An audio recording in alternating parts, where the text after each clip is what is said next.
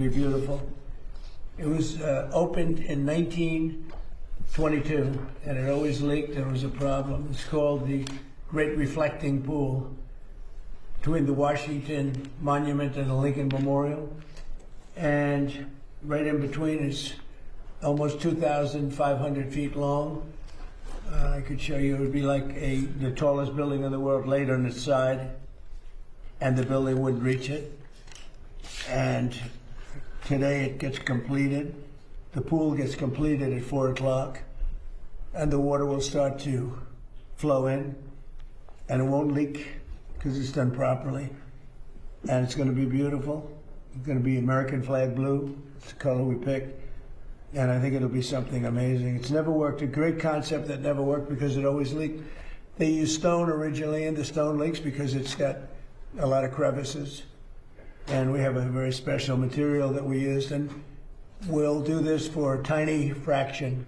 You remember President Obama tried to do it, and it failed miserably. They spent over $100 million between him and Biden. They spent much more than $100 million, and it never worked, and it was filthy dirty. We took out 12 truckloads of garbage out of this pool. It was just rotting and terrible, a terrible thing for the country. So we have many monuments and fountains all over Washington, and we're just about completed with all of them. The fountains are all working now, 28 fountains. And as of this moment, just about this moment, a couple are going to be a few days longer. And we went on a real kick. Some of the most beautiful fountains in the world, but they haven't worked in 30, 40 years, most of them. As you know, you saw the one in front of the station. Union Station was horrible, and now it's beautiful. It was all covered in graffiti. But this would be the big one, because this is, again, could you get me that picture of the how it compares in size to the biggest buildings anywhere in the world? It's sort of amazing. So we're very proud of that. We're proud of a lot of things we've done, but this is something. So Washington now, as you know, a very safe city. It's considered a very safe city. It was a very unsafe city 14 months ago. Now it's a very safe city, so we're very proud of that. But it's also become a beautiful city. The encampments, the homeless are no longer sitting in the middle of the park. The level of beauty of the city is incredible. We regressed many of the areas. We're really doing a job at Lafayette Park, which is really the entrance to the White House. And that's going to be completed very shortly, and it'll be incredible, as it was originally envisioned. Most of it we're doing as originally envisioned. And if you walk across the street to Lafayette Park, you'll see something that's incredible. It's going to be, we'll have it open before July 4th. This, we wanted to get it open before July 4th. On the reflecting pond, or the reflecting pool as some people call it, very important to us was the longevity, having it so that it's not closed every day. All these are, I just had this done. You're getting a first glimpse, but that's your size compared. So those are compared to, those are among the tallest buildings in the world, including the Empire State Building, World Trade Center, Sears Tower, Chicago. So if you lay it on its side, you'd take 2 or 3 of them to fill it in, because the width is almost 200 feet wide. And actually much more than 2,000, close to, including everything, it's about 2,500 feet in length to the end. And it's going to be beautiful. It was a great concept that never worked because they couldn't hold the water. Now they hold the water for a tiny fraction of the cost. We did a fantastic job, and Department of Interior was amazing. Doug Burgum, really absolutely amazing. And you're going to have something you're going to be very proud of, and it'll last for 50 to 100 years before you have to do anything with it. Very strong, powerful substance that we use. And we picked a color called American Flag Blue. We had color choices. And before it was just gray. It was the color of concrete and stone. So it's going to be really special. I thought you'd like to see it.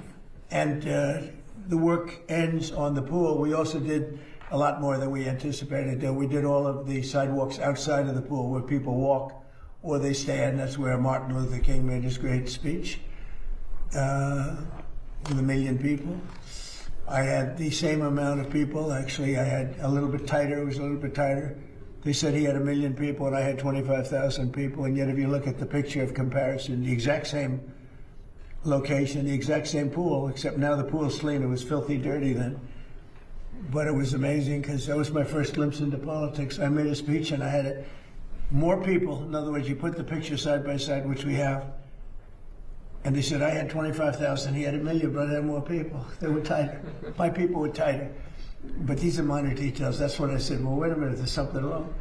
But this is a very famous place, and it should be treated properly. If a person came to my office, a very substantial person from a foreign country, another country, and said, the Washington Monument, the Lincoln, you take a look at the Washington Monument, beautiful, Lincoln Memorial, he said, but the walking in between was disgusting. The thing was loaded up. We took 11 or 12 dumpsters, trucks, full of garbage out of there that they were shoveling, and it was there for years under the Biden administration. Again, Biden and Obama, if you combine the money they spent, it was over $142 million.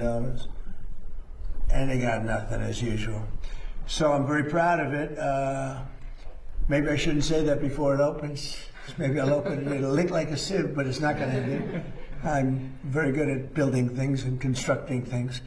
So I hope you're going to go take a look at it. The sidewalks are being sandblasted. The granite's on the outside. They're granite. And that lasts on strong stone. And that's being sandblasted. It's going to look like really something beautiful. It's going to be brand new. It's got a lot of life. So just enjoy it. Rodney Scott is here along with Peter Navarro. Peter's been with me for a long time, knows more about China than any human being on earth, except for, I would say, President Xi knows a lot more. But other than President Xi, Peter's probably in second place, and certainly having to do with trade. And but they're here to talk about something else. And Rodney, if you would, please. Sure. So we're talking about rolling out a customs EO. Why is that important? Basically, it's America first in the trade environment, like we've been doing on the border. People are used to the illegal immigration, the narcotics, we've locked that down. This is literally taking the same principles and applying them to trade to protect American industry. Different countries and different people are undercutting our import-export rules, the tariffs, to literally undermine American businesses. And we're going to put a stop to it in the same way. We are going to increase the amount of data we have so that we can actually make conscious decisions about who and what comes into this country. And we're going to start holding people accountable. So we're literally going to use the rules that are in place to a certain extent and then make some recommendations for legislation going forward. But we're going to start holding trade accountable for bringing threatening things and threatening products into our country, just like we have on the rest of the border. So Customs and Border Protection gets a lot of attention for the border wall, everything else.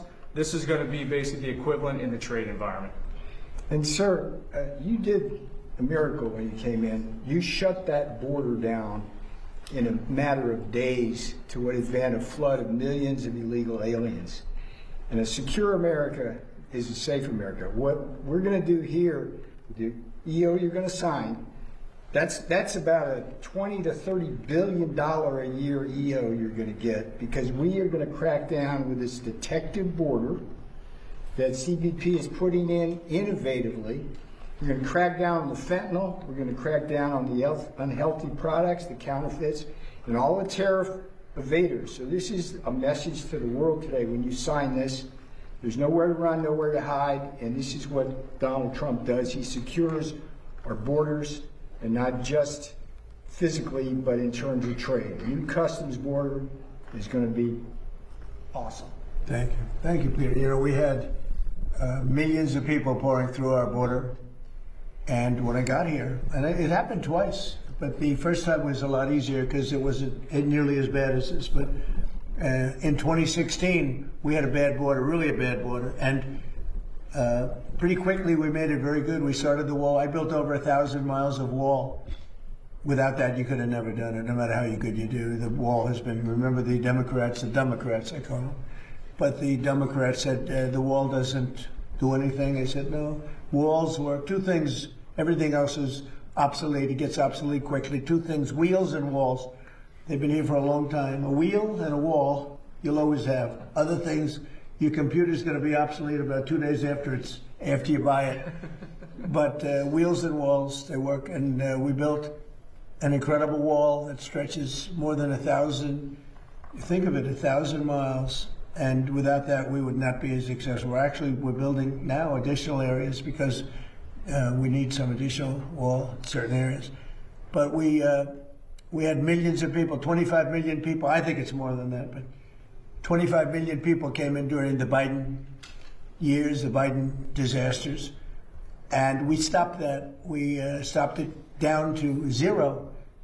Hard to believe, but the numbers come out. Every month they come out 0, 0, 0. People don't come anymore because they know they're not going to get through. So we had caravans with 10, 15, 20, 25,000 people coming up from countries. And remember, I know these people. I know the leaders of the countries. They're smart, and they're cunning, and they're streetwise. And they would put their people that were from prisons in there. They would put their murderers in there, and they'd put a lot of bad people. And they'd also put people that just didn't work. They'd put all of their welfare recipients in there, and they'd send them into our country. And all of that stopped. And many of those people are now brought back. Many of the murderers, 11,888 were murderers. I say it all the time. 50% of them murdered more than one person, 2, 3, 4, which when 7 people murdered into our country, they let them into our country. It's a sin that should never be forgotten. So it's a much different country right now. We're respected by everybody. Everybody in the world respects. We just got back from China, as you know. Some of you were with us. And President Xi was great. And he said, you're a respected country, respected all over the world. He said, you did it so fast. We did. We did it in a very short period of time. This country was a laughingstock all over the world. For 4 years, we were a laughingstock. And now we're the hottest country anywhere in the world. We're the most successful country in the world. So this is very important what you're doing. And I'd like to have Will just say a few words about it specifically, please. Yes, sir. As Rodney and Councilman Navarro said, this is an executive order on strengthening customs enforcement using new technologies and new approaches. The idea here is to ensure that importers of record, other people moving goods across our border, are accurately reporting what they're bringing in, that contraband, that illegal goods aren't being brought across the border, and that goods being brought in are being accurately accounted for purposes of duties and tariffs and all of the other things we require of importers of record. But this executive order will launch a series of bold new steps that I think we as an administration believe will result in the tightest, most controlled border in American history, following on, obviously, your success in closing the southern border and stopping the scourge of illegal immigration into the country as well, sir. So, Peter, what kind of money do you think this involves in terms of savings to our country? I will guarantee you the first year will be at least $15 billion, the next year 25, and out there's 80 to 100 billion that the tariff evaders are doing. Plus, sir, we're going to stop more of the fentanyl coming in, and we're going to crack down on counterfeits. This is good for America. This is good for the people that elected you. It's good for the country. And we have fentanyl coming in 59% less. Cut it by a number that nobody thought was even possible. We're going to get it a lot lower than that, but we have it. And we did this in a very short period of time. This is going to be a great one, sir. You didn't have the This is a same moneymaker for us, and CBP has been doing a really great job Yep. innovating on this, sir. You've done a fantastic job. Thank you. Appreciate it, sir. Okay, we'll stand one.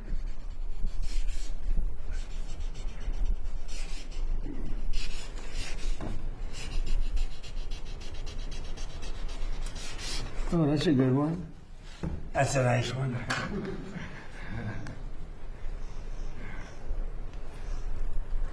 Okay, what else do you have? This is another executive order on reforms to the federal workforce, sir. Currently, with respect to many policymaking positions in the departments and agencies across government, we lack the ability, because of existing personnel rules, to effectively discipline or promote people who are in policymaking roles. This executive order follows on a number of previous executive orders. The end goal is making the federal workforce more accountable and ensuring that people, particularly in policymaking roles, aren't unaccountable to the wishes of the administration. And the reason for this was what? Whose idea was that? James Shirk, who's here from Domestic Policy Council, can Would speak you to like to that. say something? Come on, you did a great job on this. Go ahead. Thank you, sir. It's been a long-standing problem that it's almost impossible to fire a federal employee, even in cases of serious misconduct. And as a result, if you have employees who are trying to undermine the wishes of the American people by pushing their own agenda or just incompetent in what they're doing, agencies have a long-standing difficult time getting rid of them. And that's a particular problem if you're in a senior policy influencing role where you're controlling the policies of the entire agency. What this does is basically treats those employees like private sector workers. They're going to be hired on the basis of merit and competence, but if they're messing up, then they can be removed quickly rather than taking a year longer to get rid of them. That's great. And you were very much involved in it? I was, sir. This guy Central Cast? Yeah, tell him. He's like perfectly casted. I'm casting a movie. You couldn't have done that any better. Were you nervous? A little. Thank you, sir. Would anybody else like to say anything? About either one? What about you? Come on over here. Come on. Can you top him? You don't have to. Thank you very much. Great job. Go ahead, please. Yeah, this customs reform EO is a long time coming for us. Helps us solve problems that have plagued the customs system for many years. We've had a system where people have basically been able to hide behind shell companies. They move from one to the next, and then we can't go after them. This EO really enables us to crack down, hold people accountable. It's so important. I know you took it so seriously. See how serious they are? I mean, there's a love of the country. This isn't like normal stuff. These are the smartest people in the world. They can do anything they want. They can have any job. And they love this country. They just want to be here. And they hate what you saw. And you fixed it. Thank you very much, all of you. Anybody else? Anybody? Only if you want. I'm not going to call anybody. Anybody? You don't have to. They covered you well, right? I don't know if you could do any better. Thank you very much. That's a great job, fellas.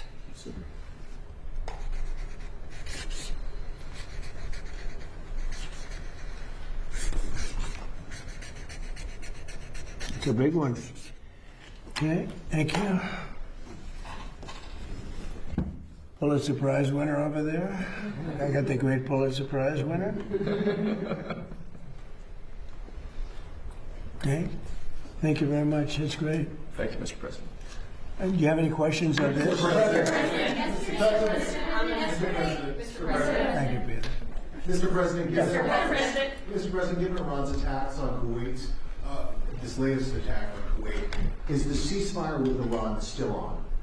Well, you know, there's a reason for everything.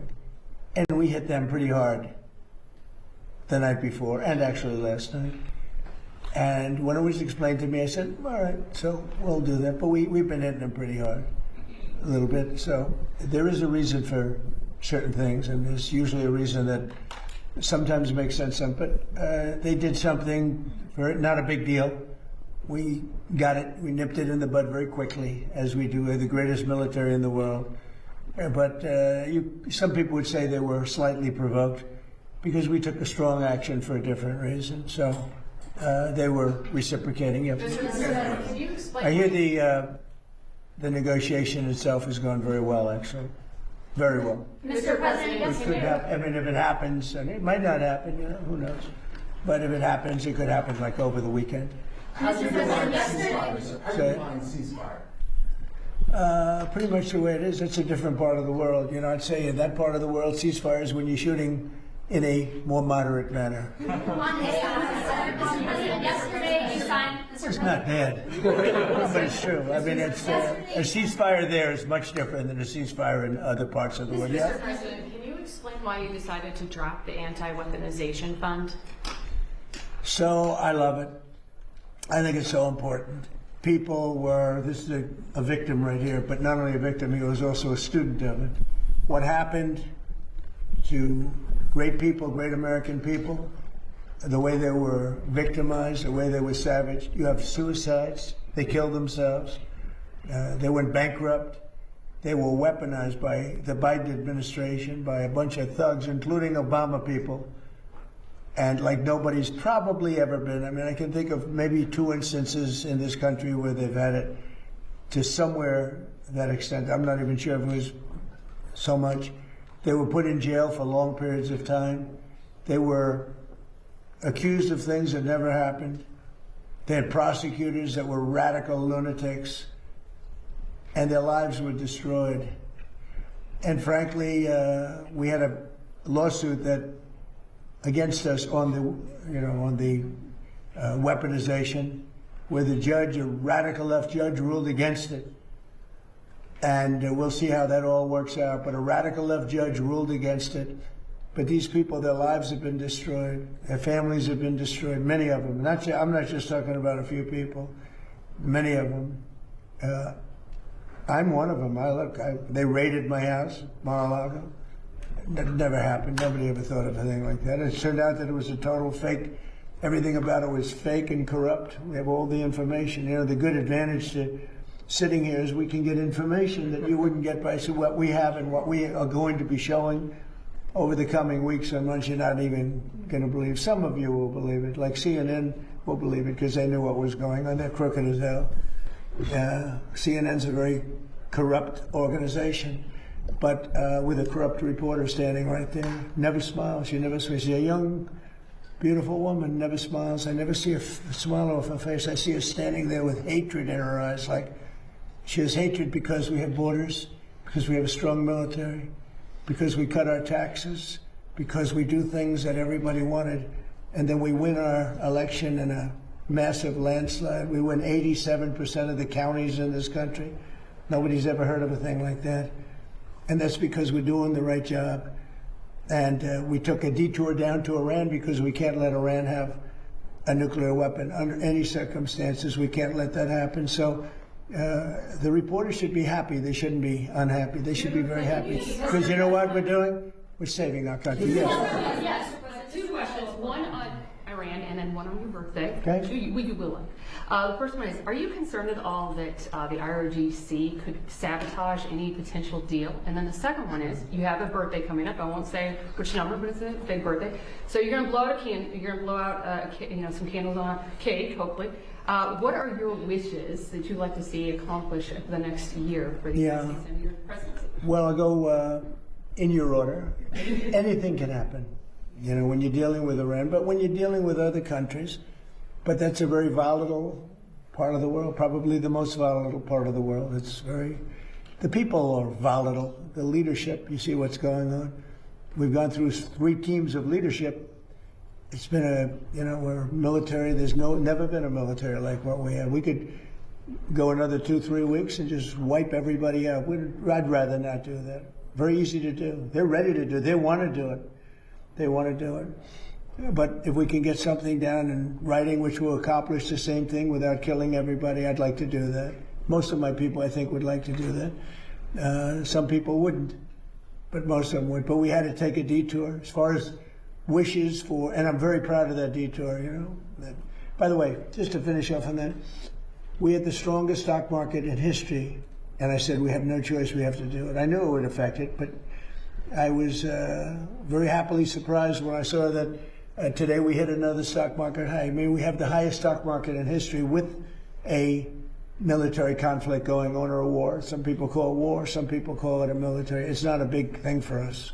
We have a great military. It's not a big thing for us. But if I didn't do that, I spoke to people like Peter, great financial people, Scott and Howard and lots of others. I said, you know, we just hit the greatest stock market in history. Everyone's 401ks are the highest they've ever been. Everybody's making a lot of money. Costs are coming down. You know, we took over the highest cost and the highest inflation in the history of our country. Costs are coming down. Everything's good. And I hate to tell you this, but we've got to take a little detour and go down to a place called the Islamic Republic of Iran. And we're going to have to stop them from having a nuclear weapon. That's what we've done. And they've agreed to that. By the way, if they sign the agreement, they will have agreed to, we will not have a nuclear weapon or bomb. We will not develop one. We will not buy one. You know, originally it was we will not develop. I said, what about if they buy? That went into a 2-week negotiation. But in the end, we got that. Now, we got it if they signed the paper. In theory, they're pretty close to signing a paper. We've actually gotten along with them very well. And you know what you saw for the last few nights? It takes 2 to tango. You understand that. We hit them very hard on something else, unrelated. And so they were responding. But, and not very strongly. As far as birthday, as far as wishes, I want to just, we have a phrase, I think it goes down, I would think, in the history of our country, maybe the history of the world, is the greatest slogan or phrase ever. Make America great again. That's all I want. I want to make America great again. I think we've come a long way. I think we're the most respected country in the world right now, by far the most respected. President Xi told me, I was talking about, he's a friend of mine, he's a good man. I hate to say it because the press goes and they say, oh, we called him a good man. He is a good, he's for China, I'm for the USA, It's like one of those things. But we do very well now with China. When I came here, we're not doing well with China. My first term, when I inherited that, it was like what China was doing to us was incredible. I don't blame China. They took advantage of stupid people, really stupid people. So we're doing great. But the phrase, make America great again, that's all I want. Very simple phrase to think of. And I think it's the greatest in the history. I would say that's probably the greatest phrase in the history of the world, not only here. There's never been anything like it. Make America great again. That's what I've done, and we've made it great. In fact, in a way, I want to use it because I would never give it up. MAGA, it's too good. It's too good. It really is the Republican Party. That's why we're doing so well.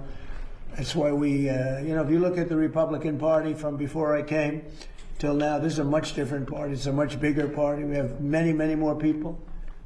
And I think the thought, the mind, the thought is much different than it was 10 years ago. It's been, it's amazing. A much more powerful party, much different party, and a much more impactful party. Thank you very much. Okay, 2 questions on Iran. Go ahead. First, you said last week that the U.S. would go in and dig out the buried nuclear material in With them. With them. Right. Did Iran That's possible. actually agree to that? Well, it depends on what day you're talking about.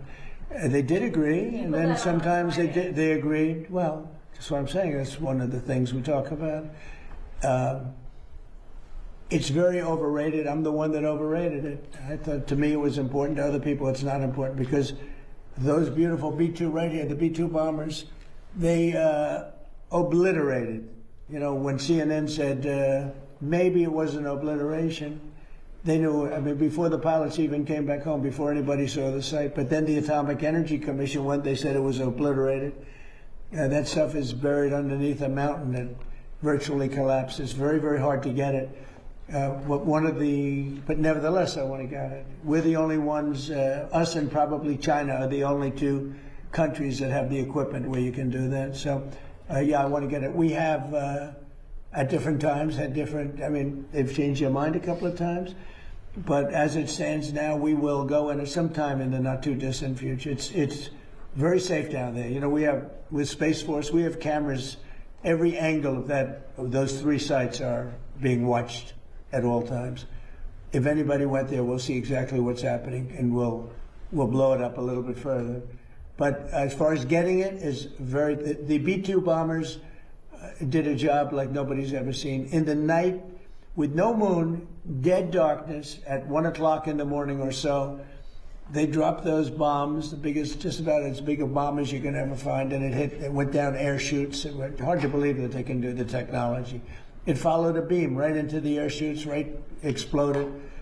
Very hard to get that material, but I still nevertheless want it. And I don't want to do it if we're in conflict. I don't want to put men in that kind of danger. I remember Jimmy Carter had some bad problems in Iran with the hostages. I don't want to ever put our people in that kind of danger. But when it's over, as of this moment, it's agreed that we will go in with them. We will get it, and we will destroy it. It will be destroyed. And this is sorry, I have a follow-up to Professor. My second question. Is it possible to get to a deal with Iran, whether to go in and do that or to open up the Strait of Hormuz without seeing an Israeli cessation of their hostilities in Lebanon? I think it would. We're trying to separate it. Look, it's a very different kind of a thing. We actually spoke with Hezbollah for the first time ever. We didn't know they spoke. And they agreed yesterday they're not going to shoot. Israel's not going to shoot. We're just going to see. But I'd like to separate it. I'd like to have it a separate thing because it is separate. But Israel, hey, look, they've been a great partner. Bibi Netanyahu's been, for me, a great partner. For other people, not so good. For me, he's been very good. We were very effective, what we've done. And they needed us. They couldn't have done it without us. Couldn't have even come close. And they needed us. And they got us to help them with a real problem, because Iran was a real problem, a big problem, a worldwide problem, because they wouldn't have stopped with Israel. They would have blown up the Middle East. And you saw that by the rockets. All those rockets that went to the five, mostly for the most part, the 5 countries outside of Israel, those rockets were aimed there before we hit them with the B-2 bombers. They were going to blow up the Middle East. They were going to blow up Israel, but they were going to blow up the Middle East. And I stopped it, and I'm very proud I stopped it. And we also stopped it in the first term when I terminated the Iran nuclear deal penned by Barack Hussein Obama. It was one of the dumbest deals I've ever seen. And this has no relation. I like these morons, these Democrats, D-U-M, Democrats, that go on television and say, oh, well, this is just like the Obama deal. This is the exact opposite. This is no path to a nuclear weapon. That was an absolute path to a nuclear weapon that you couldn't have done anything about. This is the exact opposite. They gave billions and billions of dollars to Iran, including $1.7 billion put into a Boeing 757 with the seats taken out because there wasn't enough room if you left the seats, with $1.7 billion in cash taken from the banks in D.C., Maryland, and Virginia, and flown to Iran, 1.7 in green cash, and then tens of billions of dollars given to Iran by our government. Frankly, they picked the wrong country, but maybe we're going to be getting along with Iran. We're going to find out. You know, there is a good possibility, I think, because without the bombing, that wouldn't have worked, without the blockade. The blockade is the most powerful thing. I think the blockade maybe has more impact than the bombing has. But the blockade that we have, the naval blockade, is incredible. Now, one ship has gotten through, unless we wanted it to, and people respect it a lot, and we'll see. But, you know, there's a chance if this really worked out, they could rebuild. You know, it used to be a very, very good nation. You go back, I have friends that used to, old-timers, they used to go there, and they used to do well. They used to build in Iran. They built apartment houses, and they built office buildings in Iran. Hard to believe, right? But there's a chance that maybe that comes back. But whether it comes back or not, I think we have a very powerful deal that we're negotiating. The exact opposite as the Obama deal. The Obama deal was a disgrace. It gave them a nuclear weapon. We do the exact thing. We, under our deal, they will never, ever have a nuclear weapon. One of the other things that happens, and this is important, but there's nothing more important than taking away the capability of a nuclear weapon from Iran. Mr. President, Wait, but one of the other things that's important, and very important, is that immediately upon signing the Memorandum of Understanding, the Hormuz Strait will open. And it'll open up quickly, and we've already had our minesweepers there. You know, we're sweeping, as you probably have heard. And these are underwater minesweepers. They're great, amazing technology. They're underwater because usually when you're looking for mines, that usually means you have some dangerous characters out there. That's why, so we're underwater. But we've swept mines, and we've gotten most of them, we think. So, but the Hormuz Strait will open immediately upon signing. Now, that's subject to a couple of areas being cleaned out also of mines, which we don't think there are any. So it'll happen very quickly, and we'll take the southern route anyway. But immediately upon signing, we open up the Hormuz Strait. Excuse me, Mr. President, just to clarify on what you were asked earlier, is the $1.8 billion DOJ fund dead, or is it on hold? It's, I'd have to ask the lawyers, I don't know. I know one thing, the weaponization, are you talking about the weaponization fund? Yeah, what's your The weaponization fund, as far as I'm concerned, was a beautiful thing. It was something I didn't make it, but I heard that. I thought that was the greatest thing because people like you have abused our people so badly. The fake news like CNN, like the New York Times and like others have abused our people. Wait a minute, be quiet. Have abused our people so badly, and you should be ashamed of yourself. You used to be a conservative. She was a conservative from Alabama, can you believe it? But CNN, in particular CNN, does such false reporting. But now they have new ownership, so maybe it'll straighten it out. I doubt it, but it's hard to straighten garbage out.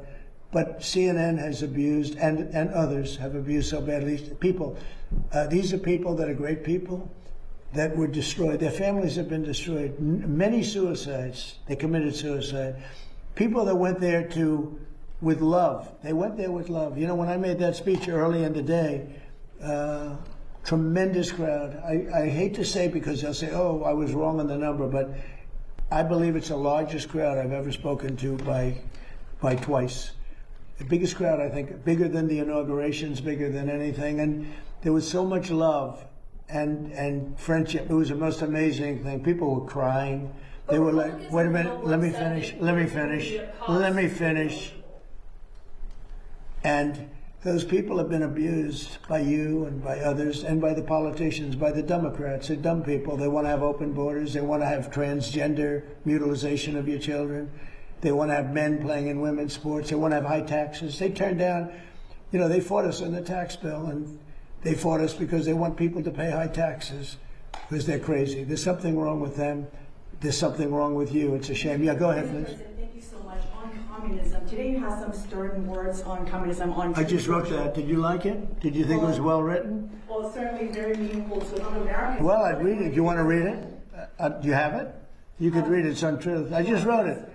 I just felt I've seen what's going on with communism, and I see this country. Read it. I'd love to have you think of it. You wrote that quote, communists always do well with the voters, or as they would say, the people, in the early years. But in the end, the country, state, or city goes to hell. Great violence proceeds at levels never seen before, and the entity dissolves into poverty, squalor, and crime. Remember, breathtaking popularity first, and then guaranteed death and destruction.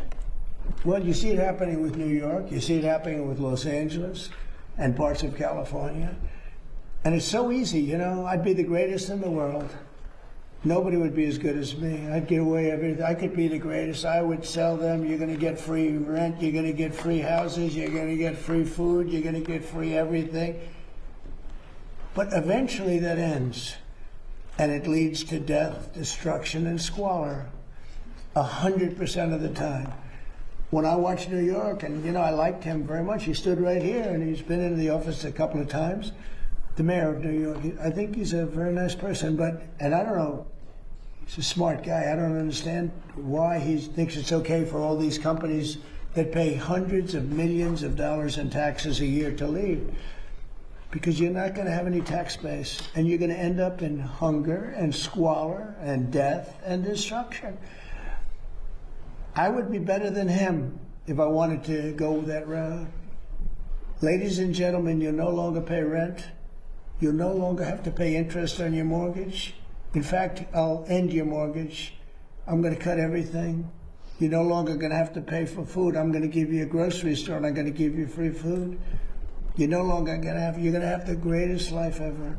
Follow me, you're going to have the greatest life. And you know what? For a couple of years, that's such a powerful, I would be the best ever at giving it. Nobody would ever be. I had to sell free enterprise. Free enterprise is tougher to sell, but that's what's made our country great. And that's why it's great again now. If I didn't get elected, we wouldn't have a country. We really wouldn't have a country. This country would be finished. But I see what's happening in Los Angeles. I see what's happening in New York, where I look at Chicago. You have a stupid governor, a dumb governor, a really dumb guy. I know him well. He's a failure in his family, Pritzker. I know the family. I was partners in a deal with them. I made a lot of money. They made money. We made a good partnership. But he was like an outcast in the family. He was a slob. And the mayor is a low IQ person. I mean, he's a stupid person. Chicago has a case, you have a real chance to become great again. There's a case, great again. If we were allowed to do what we did in Washington or Memphis, you know, I was with the governor of Tennessee yesterday, and he said, I want to come in. He came in to thank me. I said, for what? He said, what you did for Memphis. Memphis, the crime is down about 72%. And it's going, he said, it's like a different city. Washington is even more so. We started a little bit earlier. Washington, you walk down the streets and people feel safe here again. It's a safe city. If I were, oh, by the way, in Louisiana, what I've done there is unbelievable. Because the governor, Jeff Landry, called. He said, "You got to help me with New Orleans. We have a tremendous crime problem." And I sent in our really talented people, including National Guardsmen, and they did an unbelievable. They had the safest. They said they had the safe. It just ended about 3 weeks ago. They had the safest Mardi Gras they've ever had. I could do that in Chicago, but you have to have the support of a governor. You can't have a slob that says, we don't want it. People get murdered, and he says it's fine. They lost 5 or 6 people last week, and they said, it's fine. They're not going to lose 5 or 6 people. And I would make Chicago so good and so safe. It's got potential. The longer it goes, the harder it is to fix. And San Francisco, we could do such a good job. My friend said, please let the mayor, he's a liberal guy, nice guy, I talked to him. He wants to make San Francisco good, and he's trying very hard. I said, look, I can do it much faster than you. Please let me have a time. I spoke to the mayor, and some very important people asked me to give him a chance because they'd like to see if he could do it. And he's doing okay, but I could do it much faster, much better. And we can remove, don't forget, 2% of your people create 90% of your crime. That's a great number because 2% of the people you can take care of. If it was 90% of the people, that's no good. But 2%. In Washington, right here in D.C., we removed close to 5,000 hard-line criminals. Many came in through the Biden open border. We removed them from Washington, D.C., and it's one of the reasons that we're so safe now. We have a great, beautiful place. Again, the fountains are almost all open. You're going to have the reflecting pool opened within hours. I mean, literally within hours. The water starts pouring in tonight. It's going to be beautiful. You haven't seen that since 1922. Think of that. 1922. It hasn't worked. Never worked. From the day they built it, it never worked. But you're going to see that. And people are all thanking me because Washington's beautiful again. The parks are open. We changed the grass. Grass has a life also. Like people, grass has a life. And that grass hasn't been changed in 70, 80 years. It died many times over. We have beautiful grass, beautiful parks, beautiful everything. We don't have people living on it. And Washington, D.C., in a matter of 14 months, Washington, D.C. is like a different place. If people are coming here, the restaurants were all going out of business, as you know, because you use the restaurants. And now the restaurants are hot. In fact, if anything, we don't have enough restaurant space. They're all reopening. It's become vibrant. It's a beautiful thing to watch, and I am honored that I've been able to do it to our nation's capital. Thank you very much, everybody. Thank you, press. Thank you, press. Thank you, press. Thank you, press. Thank you, press. Thank you, press. Thank you, guys. Thank you, guys. Thank you, guys. Thank you, guys. Thank you, guys.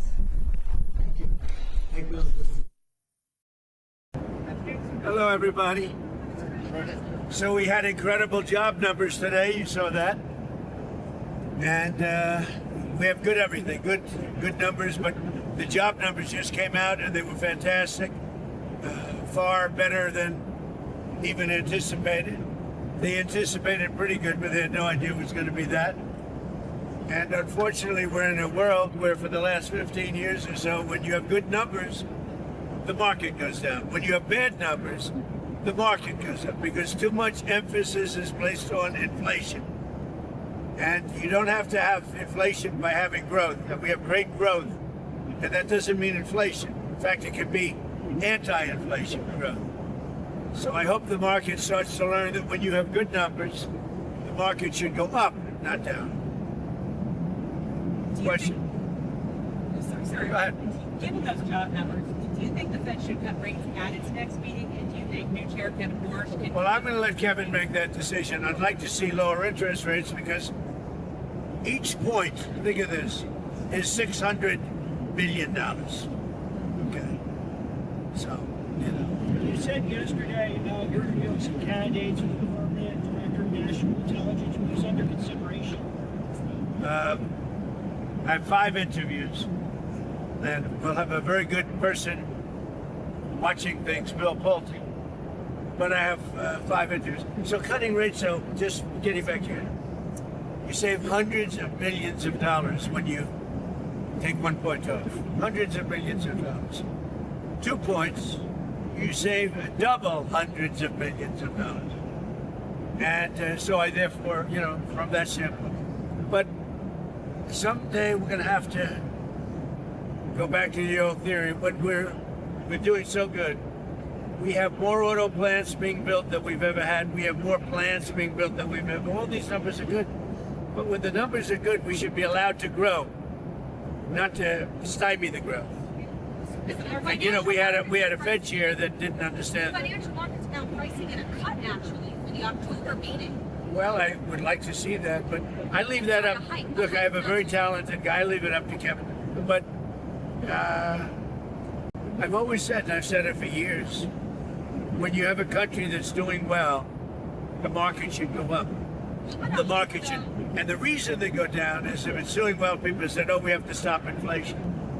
And it doesn't mean inflation. In fact, it could be just the opposite.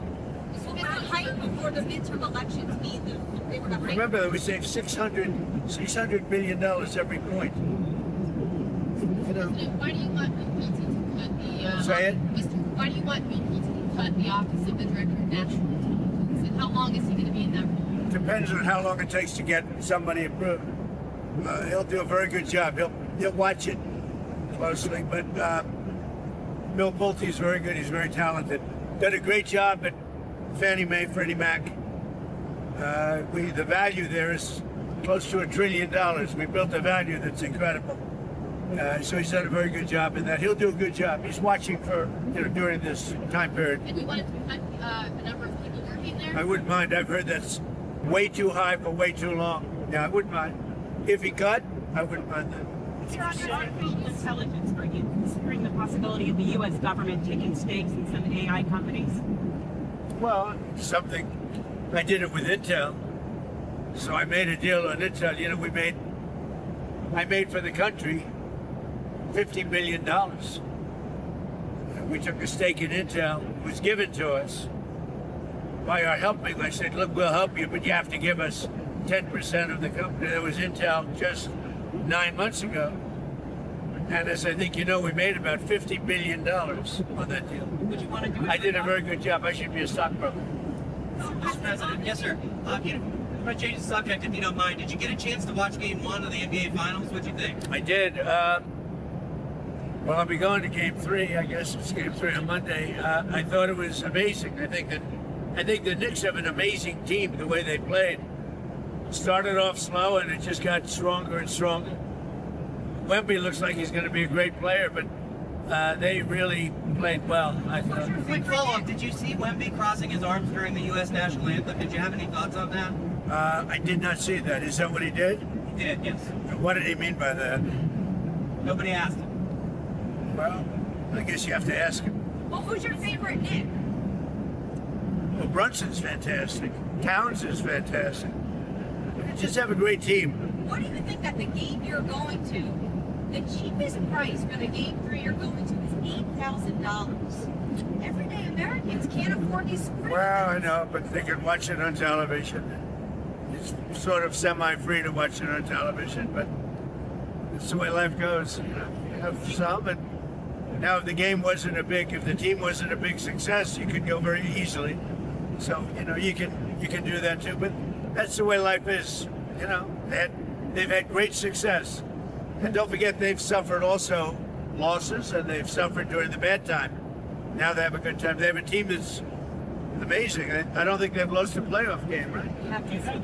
Very unusual. Has that ever happened before? Has anyone ever had this kind of a run in a playoff game? Highly unusual. Do you have any? On the new promenade you announced yesterday, Mr. President, Yeah. where's the funding going to come from? It's not a lot of money, and it's going to be beautiful. It's always been the Lincoln Memorial. It's always been very tied to the Potomac River, but they built 2 roadways behind it, unexpectedly at the time, many years ago. But after the memorial was built, it used to have a tie to the river, and then the highways cut it off. And we have a really beautiful plan where it goes over a beautiful series of platforms that bring you right down to the river. It's beautiful. It's a promenade. It's a beautiful promenade. Probably Well, it can come from we have a lot of sources of funding. We won't have to go back to Congress. We have a lot of sources of funding. And a lot of people have asked me to stay involved with the Kennedy Center. We had a judge who's totally conflicted, but that's all right. He's a totally conflicted judge, should be ashamed of himself. But they've asked me in the strongest of language to stay involved with the Kennedy Center. We want to see, because the building, well, I mean, it's very dangerous, number one. Number two, it was losing for years tremendous amounts of money. So I'm considering that. But a lot of people have asked me to get it fixed. We have to fix the Kennedy Center, both physically and from the standpoint of attendance. Mr. President, on oil and gas prices, I know you're saying that the oil prices and gas prices will fall after the conflict ends. Would you limit exports of gasoline if prices in the short term? I can do a lot of things. So we have a lot of alternatives. But the beautiful thing from our standpoint is we have more oil and gas and coal and everything else than any other country on the planet. And then when you add Venezuela to it, we have probably 64% of that type of energy. That's unbelievable. The Venezuela is working out very well. We're getting along incredibly. The country is happy. The people love the USA. And we have a lot of, the big oil companies are moving in there now as we speak. And we're going to be taking out millions of barrels of oil. Are U.S. oil majors doing enough to boost output in the U.S.? Are you asking Yeah, them to do more? sure. Well, we have everything we need. The world doesn't. But I will say, people thought it was going to be a lot worse. Today I looked at $96 a barrel. People thought that was going to be $300 a barrel. And in the meantime, we're having great success with Iran. They're not going to have a nuclear weapon. And they're in no position to have a nuclear weapon. Senator Tillis said he won't support Todd Blanche's confirmation unless Todd Blanche condemns January 6th. Do you have a reaction to that? Senator Tillis is a loser. That's why he didn't run. He didn't run because I wouldn't support him. And he's just an angry man because he's not going to be a senator any longer. He wasn't respected in the Senate. He fought a lot of people. He fought Pete Hegseth. Pete Hegseth turned out to be a gem. No, Senator Tillis is a loser, stone cold, and he's an angry man because he was forced to leave the Senate because I wouldn't support him, and he quit. So now he's trying to make trouble by, opposing anybody. Todd Blanche is a brilliant guy who everybody likes and everybody respects. And Tillis is always like, I'm going to do this, I'm going to do that. He should have done it before when he was a senator. He would have gotten wiped out in a race. But he needed my support, and I said, I can't give him my support. He's not qualified. He's not good for the position of senator. I didn't hear about what he did with Todd Blanche. Todd Blanche is fantastic. Sir, on the AI companies potentially taking these equity stakes, have you spoken to Sam Altman or any No, other there's a concept out there. There's so much money, and it's so big that there are concepts where pieces could be given to the American public, where the American public essentially becomes a partner with the companies. And I will tell you, I have spoken to all of them.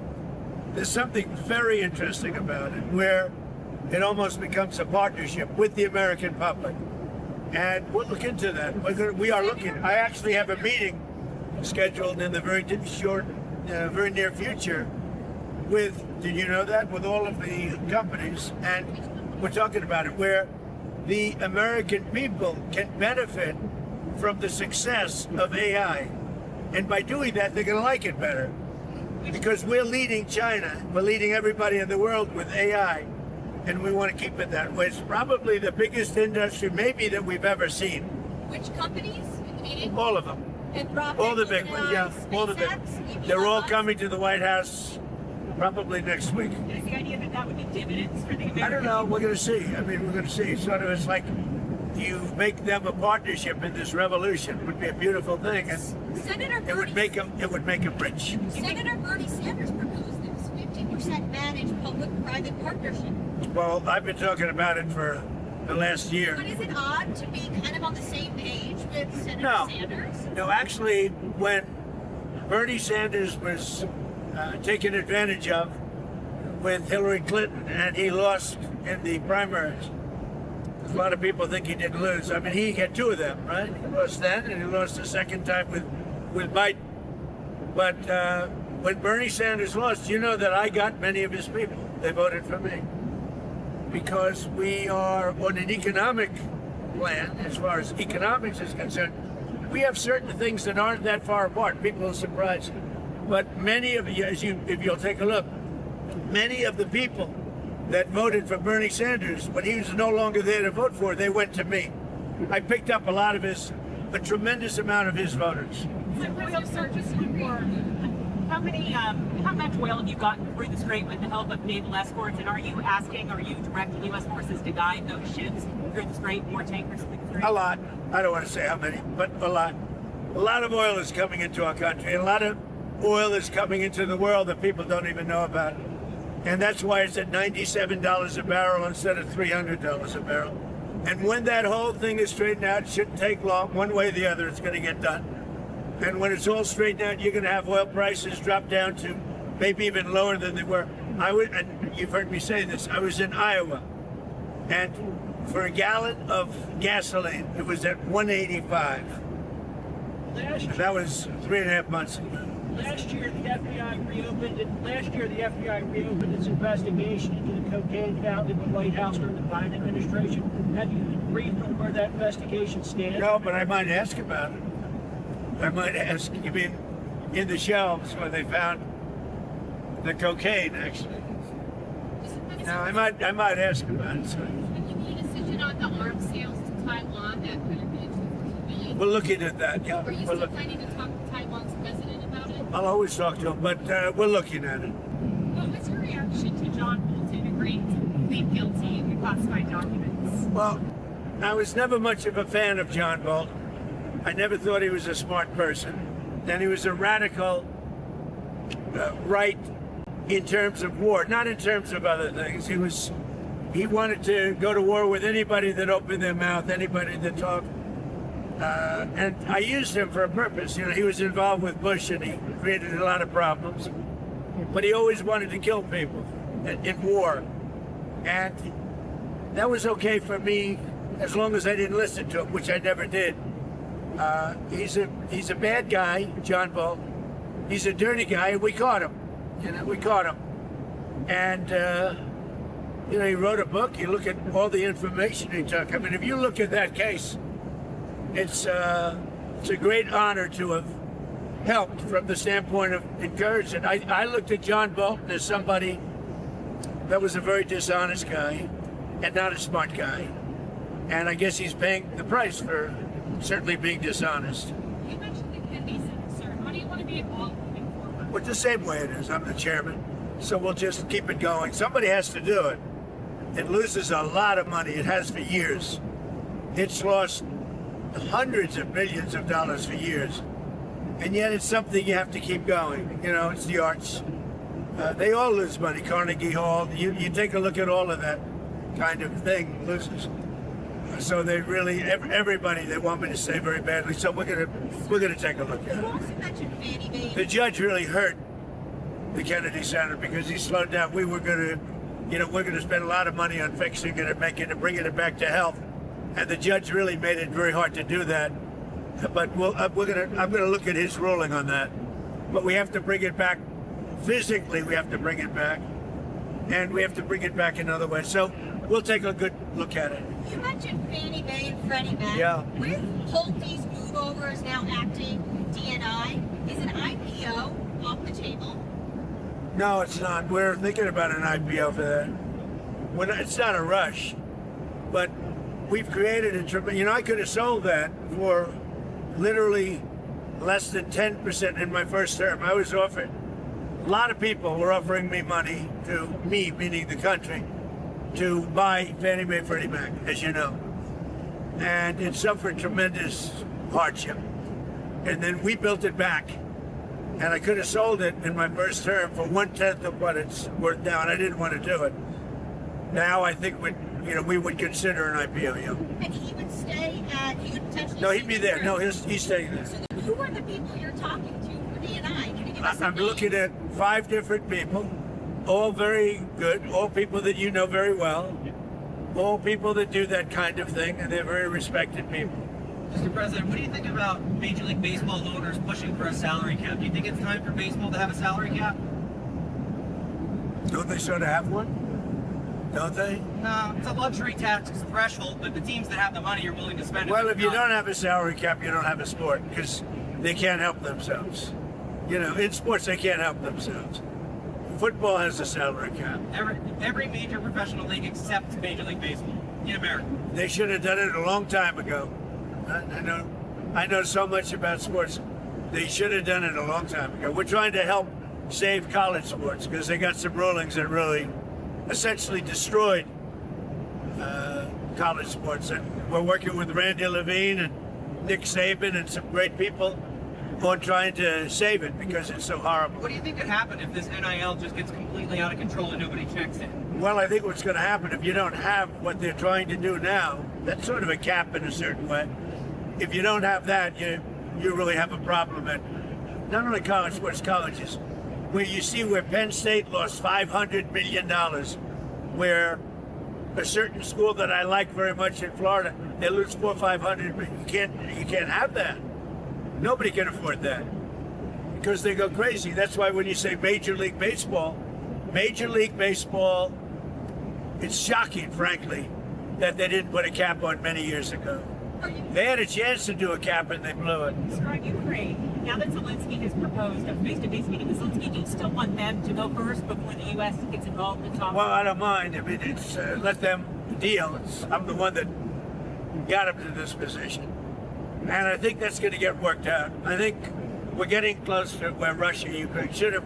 It's a war that should have never happened, would have never happened if I was president. But I think that's going to get worked out. Yeah. Will Secretary Rubio take a more active role, or do you expect He'll be involved. I'll be involved. JD, everybody. We'll all be involved. We want to see it done. You know, we're not spending money. They're buying things from us, actually, at full price. With Biden, he gave them everything. It just gave them hundreds of billions of dollars of weapons and everything else. But it's a war that should have never happened, and it's a war that has to be. Last week, 25,000 people over the course of the month, 25,000 people were killed. Russia, Ukraine, 25,000. It's not acceptable. Not acceptable. Thank you very much. Have a good time. And he's going to do a great job, okay? Right? Good luck, Tom. So in a single month, we added 7,000 new manufacturing jobs and 17,000 new construction jobs, and we're building more plants than at any time in the history of our country. We have $18 trillion coming into the United States. As an example, the previous administration, in 4 years, think of this, had much less than $1 trillion come in. We have $18 trillion from countries and people all over the world in 11 months, not even in 1 year. So that's some difference. And I think that's probably why people are shocked to see the job numbers, because the construction jobs are through the roof. But when these plants, car plants and AI plants and all the different plants, when they open up, you know, we're leading China by a lot. I just got back from China. I was with President Xi, who I respect. But we're leading China by a lot in the AI race, a very important race. And we're leading everybody now when it comes to cars. They're coming in from Germany. They're coming in from Japan. They're coming in from Canada. Canada treats you guys rough, you know? Canada, they put on big tariffs. We didn't meet them with tariffs. I took care of them my first term really strongly, and I am now. But Canada's been very rough. You find them rough to deal with? Yes, you're pretty rough to deal with. He's more of a diplomat than me. And we are doing well. The previous 2 months, we were revised upward by nearly 100,000 jobs. They put the numbers too low. So actually, we had 100,000 more jobs than they reported. They were obviously Democrats, right? Wages for workers continued to rise, and for manufacturing workers, wages are up more than 8% since I took office, which is close to a record. Think of that. A blue collar is doing better than it's ever done before. And your farmers, if you remember, we had a bad patch in my first term where China and other countries were sort of boycotting the United States. And I met with the farmers and I said, I'm going to get you something for it because you've been treated very badly. And I got $28 billion for the farmers in the first term. Remember? I just asked Ken whether or not he got it. He said, I did. And we're looking at something also. Right now, we're looking at something to take the place of what's happened because it's artificial. What happened to you is artificial with the energy and with the fertilizer. So we're looking at something. But in the first term, I got the farmers $28 billion, and I'll never forget, I was in the White House. I had about 35 farmers along this big, beautiful table. Not as beautiful as this table, okay? But this gorgeous, beautiful White House table, all the best. And I said, I'm going to get you a subsidy. And they looked at me, and he just said the same thing. One of them looked at me, stood up, said, sir, we don't want subsidy. We just want an even playing field. I said, nobody ever said that to me. All they want is money. You understand that? First time. Nobody ever said that. I've had so many meetings with different groups, different industries. If I said, I'm going to get you $28 billion, they say, oh, get it as fast. They actually said, we don't want it. Now, I got it for you anyway. I didn't notice anybody turning it down, but I got it. But they said something that no other group said, Ron. They said, we don't want a subsidy. We just want just an even playing field, fair trade. They just wanted to be treated fairly. And nobody else has said that but the farmers. So we love you. We love you guys. So we're building more factories now than at any time. And we've also had huge drops. And I'll tell you, this is something that's amazing. African-American unemployment is now doing better than it's ever done. And I don't know where that stat came from, but I'll take it. I don't know where the hell that stat came, but we'll take it. And a short time ago, we were a dead country. We were dead as a doornail. If you look, go back 2 years, we were a laughing stock all over the world. We had a president that couldn't walk up a flight of stairs. He couldn't walk down a flight of stairs either, you know. And we had everybody, we were a laughing stock all over the world. And I was with the King of Saudi Arabia because I wanted him to invest trillions of dollars into our country. Look at that whole situation now, too. It's very interesting. But he was good, and he said to me, you know, President, it's amazing. A year and a half ago, we thought you were a dead country, and now you're the hottest country anywhere in the world that we are. We're the strongest, we're the hottest, and we're the most respected country anywhere in the world. So, as I said, the stock market just hit 73 all-time records in a short period of time. We've had 73 all-time record highs. And your 401ks, who has a 401k here? Let me just say, a lot. Your 401ks, as you know, just hit a record high. So that's everybody. And we're just off a very big success in Washington, D.C. We had, it doesn't sound like much, but Washington, D.C. was not properly managed or kept. We had 22 fountains. None of them worked for the last 50 years. None of them. They were graffiti strewn. I did it the inexpensive way. Why should we have a screen? Everybody here has good vision. I want to show you something. Look at this. I'm going to show you the cheap way, okay? We don't want to bring screens. It costs too much money. Look at that. That's before and after. Look at that. Look at that. Can anybody see that? That's before. That's our nation's capital. That's what look at this graffiti all over it, filthy, disgusting stone. The stone was all horrible. And look over there, that's before and after. Then we had the reflecting pond, 2,500 feet, massive, longer than a building. We have a stat here that's sort of great. Can you guys see this okay? Because I'm too cheap to put up like a projector. Look, so that's the pond. If we're standing up, here's your Sears Tower, Empire State Building, World Trade Center. Look, it's double and triple the size in terms of area. So it would have cost $400 million, Ron, to fix. It would have taken 4 years. And they were getting ready. Doug Burgum's done an amazing job. And I said, you know, rather than doing that, they were going to put stone down, big stone, granite, wonderful, but it all leaks because you have joints. So being a very good builder, I said, you know what? I built a lot of swimming pools, many, many swimming pools. Every time I do a development, I do swimming pools. I know more about swimming pools. I said, why can't we put the wonderful material, which is thick, pasty, beautiful like rubber, but industrial strength? Why can't we use it? And let's pick the color blue from the American flag, which is what we did. And that is the most beautiful thing that you've ever seen.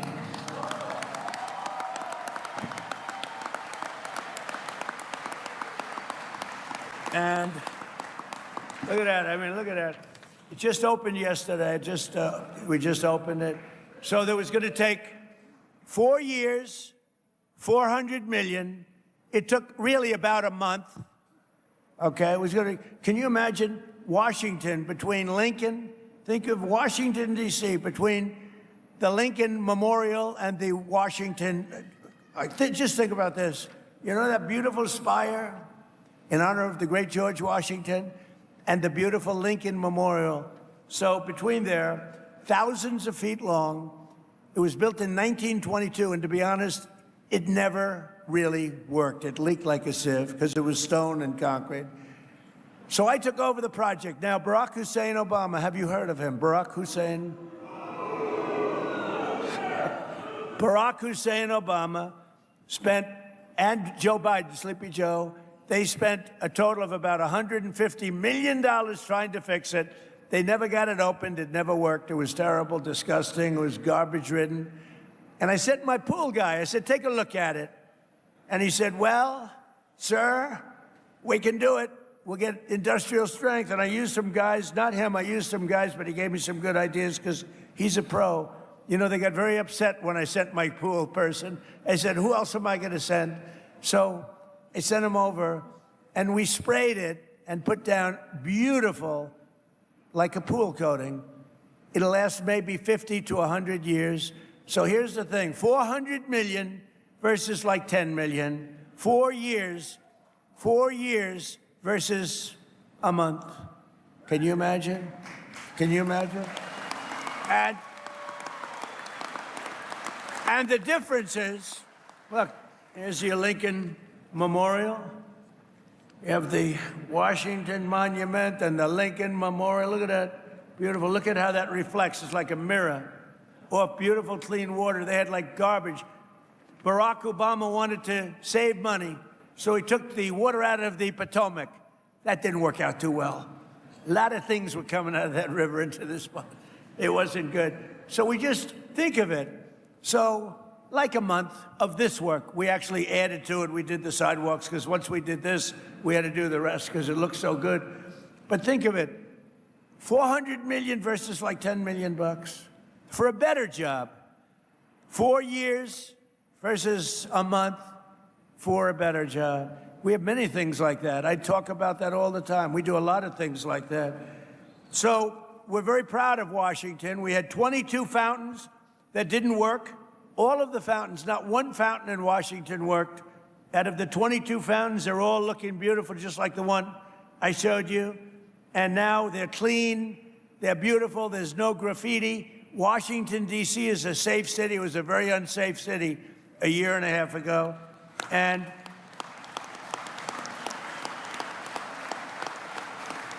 a very unsafe city. Your child would go to see the Jefferson Memorial or the Washington or the Lincoln or any of them and would oftentimes not come back. It was a horrible place. It was horrible what was happening. And we put our great military in there. We did a job. We removed 5,000 people that were career criminals. 2% of the people, think of this, 2% of the people, did you know this, Ron, create 91% of the crime. And I love that statistic because you can get rid of 2%.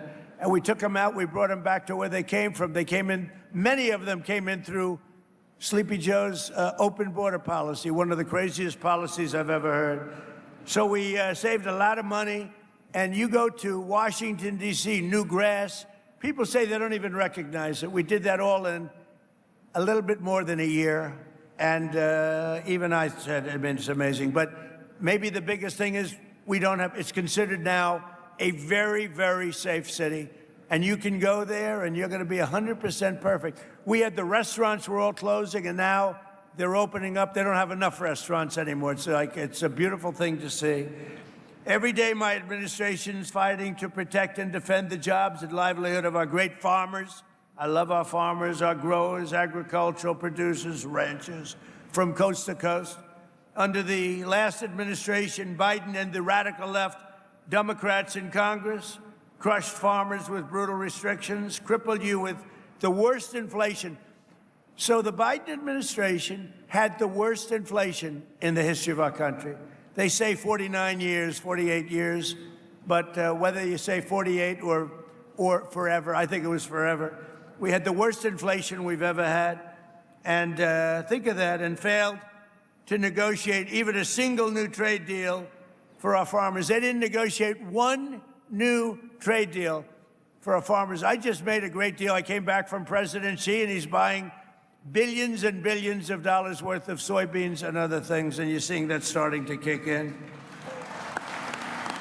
Thank you.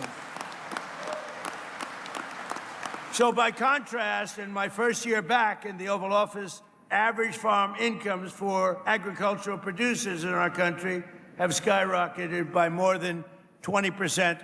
Now, it's been over the last couple of months since we went in for the military operation.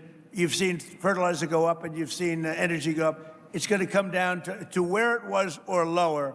You'll be very happy. Otherwise, Ken is going to call me. He's going to bawl me out, and I'll say, oh, sorry, Ken, I was only kidding, right? All right. He knows I'm going to do it. With Republicans in Congress like Tom Tiffany, like Derek Van Orden. Where's Derek? Derek. This guy he fights like hell. He's in a little bit of a community that tends to be on slightly a little bit more than we wanted left, but he loves them all, and he's very popular, and he's going to win by a lot. You're doing well. I understand you're really doing well, so thank you, Dad. And he's a real fighter, and he's a great guy. We've been friends right from all of us. We've been friends right from the beginning. So we passed the largest tax cuts in American history with a great, big, beautiful bill. We made the small business tax deduction permanent, benefiting 98% of the farmers and ranchers. We gave you 100% expensing and bonus depreciation. So when you buy a new tractor or anything else you buy, you're allowed to deduct it. Do you buy any new tractors? Got a lot of nice tractors back there. Got a lot of tractors back there, by the way. But so you can deduct it, the full cost of the tractors, 1 year, any equipment, 1 year, all. You can deduct it all in the first year instead of over a period of many, many years. And we also saved the $2 million, thank you very much. That's a big deal, actually. We also saved the $2 million American farms from, think of that, from extinction by ending. What we did is we got rid of the estate tax or the death tax. So if you love your child,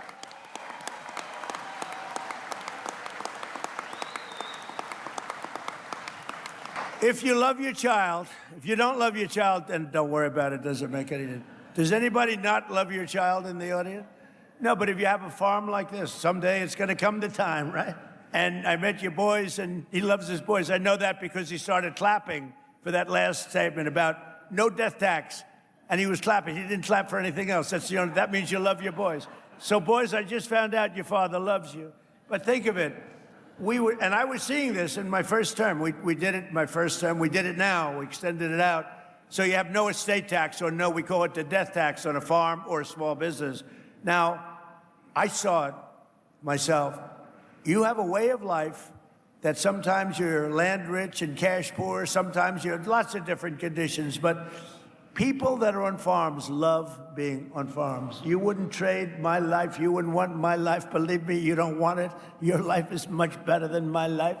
I will tell you, your ear wasn't a little pierced over here. You didn't get pierced. You have a nice, safe, beautiful life. But I've seen it with farmers maybe more than any industry. People want to have their farm. It's a way of life. And they love the life on the farm. And the family would leave. The father would die. The mother would die. Leave it to the kids. The kids would have a big estate tax problem or a death tax problem. They'd go to the bank. They'd borrow a lot of money, more money than they should have borrowed. Farm, in many cases, I have to say, they do terrible things. They commit suicide.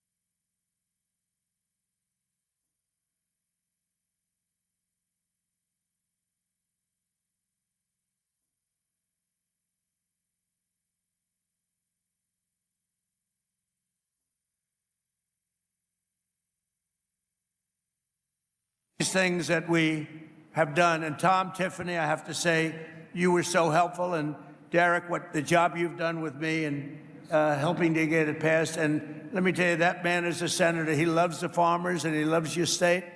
And he doesn't care about anything else. He wants to make sure you get treated fairly. And there's no better advocate. You have no better advocate than Ron Johnson. So thank you, Mr. Senator. Thank you.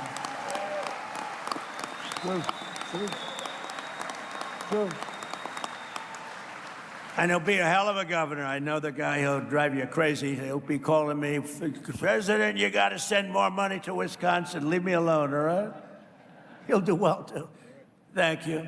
As president, I fought for the American farmer like no one has ever fought before. Nobody's, like I'm up here today, I don't need this. I got elected, I don't have, what the hell do I have to be here for? I got elected, I'm here because I like the farmer. I mean, when you think about it, I guess there's a lot of truth to that, right? I could be home right now in the beautiful White House watching somebody else on television talking. On day one, I terminated the insane electric vehicle mandate. They wanted your tractors to be all electric. They wanted your cars to be all electric. And, you know, look, Elon, he had a bad moment, but now he's a friend of mine again. He had a very bad moment. He's 80% brilliant and 20% he's got little bad moments. But I love electric cars, but you know what? Not everybody wants them, and not everybody, in terms of distance and lots of other things. And I think they're great, but I also want to see all gasoline. I want to see the hybrids, which are great. I want you to have anything. And they wanted your tractors, you know, they wanted the tractors to be turned into all electric. And that didn't even sound good to me, right? That didn't even sound good to me. And it wouldn't have worked very long. You would have had to stop every 15 minutes to get a new charge. How would it be if you're driving your tractor along, everything's wonderful, and then Ken, he wants to work? He goes, oh man, I gotta go get a new charge every 10 minutes. That's not too good, right? You'd rather be able to operate it for about 4 days before you fill it up, right? So anyway, so we solved that problem. We ended the electric mandate, okay? And on day one,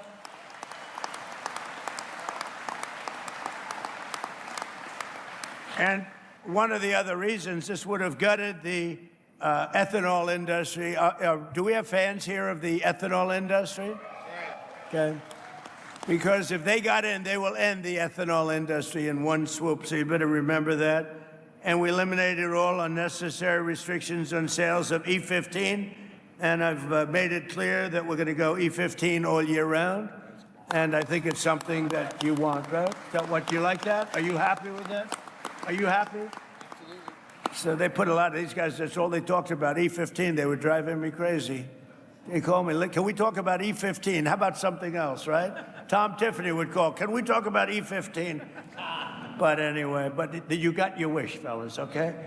And we massively expanded crop insurance and issued a historic $12 billion in farm relief. So it's $12 billion, but it was $28 billion in my first, so we're looking at that right now about increasing it.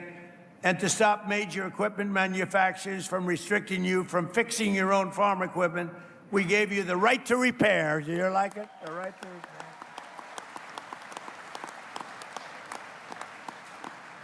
It was a little strange. I mean, some of you are better mechanics than the people at John Deere. And I will love John Deere, Mr. May of John Deere. But they wanted to, you know, your tractor is broken down. I'll bet you can fix a tractor as well as about anybody else. Right? I can look at this guy. I guarantee if you were mandated, let's say you have a tractor that's broken and you know exactly how to fix it, you wouldn't be too happy about being mandated to bring the tractor back to John Deere or wherever you got it, right? You'd like to fix it. Not so much. I mean, they actually have, the Democrats, a restriction that if you get caught fixing your tractor, they bring you to jail. You know that? Do you know that I pardoned a man last week who was sentenced to 7 years in jail because he got caught fixing his car or his truck? I said, I like to always say, what did he do? Sir, he was fixing his truck. I said, how long is he getting? 7 years. I said, say it again. It's the first time I've ever heard it. Like 2 weeks ago, I gave him a pardon because he had to go to jail because he was fixing his tractor or his truck.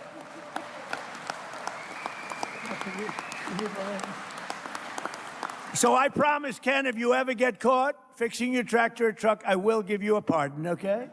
No, but these are the crazy Democrats. That's what they want.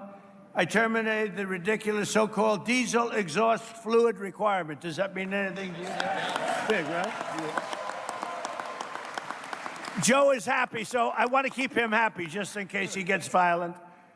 He's happy. And I repealed the Biden-era EPA, ludicrous, just the crazy waters of the United States. It sounds so nice.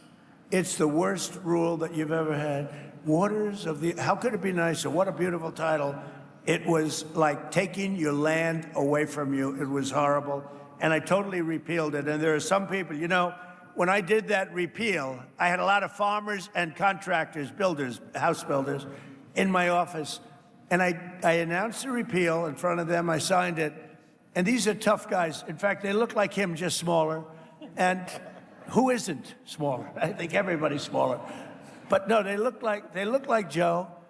And they were crying. Half of them were crying. You remember that? Half of them were crying.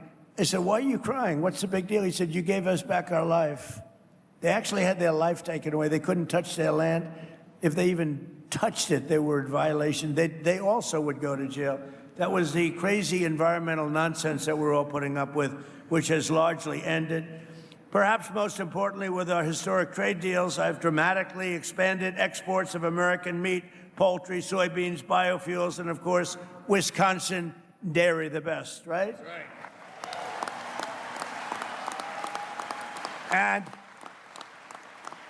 And I just see that dairy exports have surged nearly $1.2 billion under our leadership, and this is with a conflict going on. Remember what I said, Ken, when this conflict ends, you're going to see things that you've never seen before, because we are ready to rock. We've never had this kind of investment coming into our country. Nobody else has either. Nobody has ever had anywhere near, not even near, including China, nobody's had this kind of investment coming in to a country. So increasing 41% to Japan, you've increased your sales. 41% to Japan, 48% to the Middle East, 61% to European Union, 63% to South Asia, and 85% to Australia. So you're doing pretty well. You're going to see it, and you're going to see it a lot better in about 3 months from now. I also signed something that you may or may not like. I don't know. It sounded good to me. It didn't sound very bad to me, but people love it. I also signed the Whole Milk for Healthy Kids Act. You know what that means?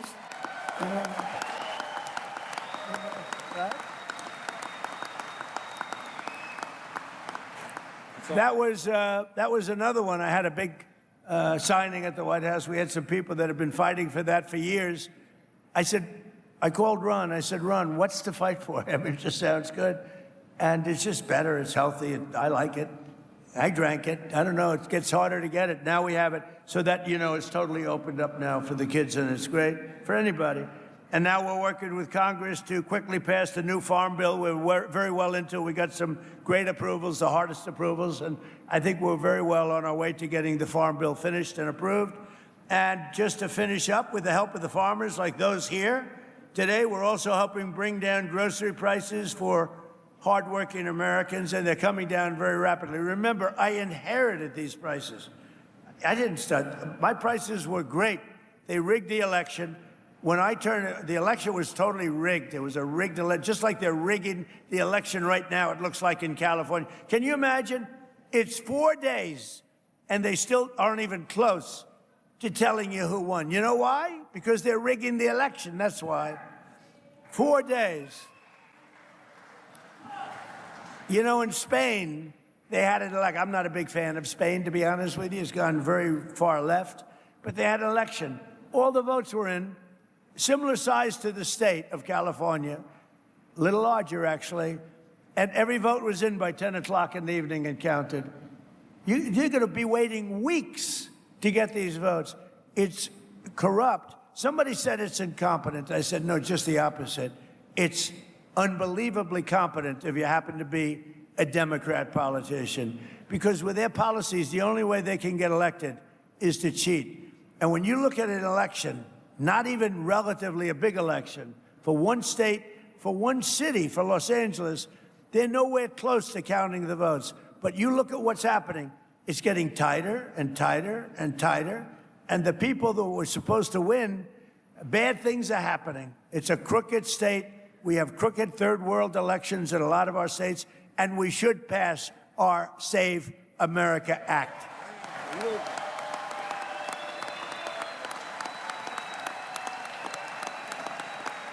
Amazing.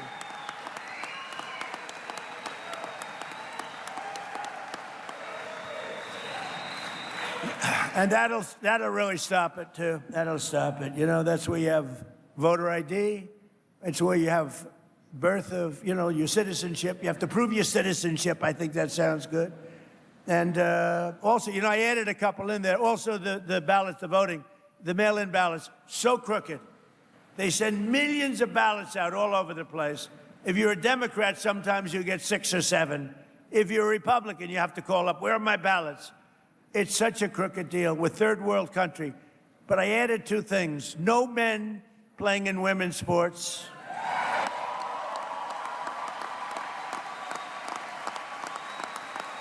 And this is like best of. No transgender mutilization surgery on your child, on your children. None. So we added them in. So we inherited very high costs, and we're getting them down. They're coming down very rapidly, and when fuel comes down, they're really going to come down. And I just want to say it's an honor to be here. We have Senator Ron Johnson, we have Congressman Tom Tiffany, we have Congressman Derek Van Orden, we have Hall of Fame offensive lineman Joe Thomas. Oh, that's sad. Look at the size of this guy. Good boy, oh boy. So you're a Hall of Fame. Did anybody get by you? Never. Never. He's a good-looking man. That's great, Joe. It's great to know you. Really good. Great career, too. I know who you are. Former president of Leinenkugel Brewing Company, Jake Leinenkugel. Thank you, Jake. The owner here of Custer Farms, and he's a great guy. I think I can almost call him a friend. We had a great time back there. And a wonderful family. Ken, thank you very much.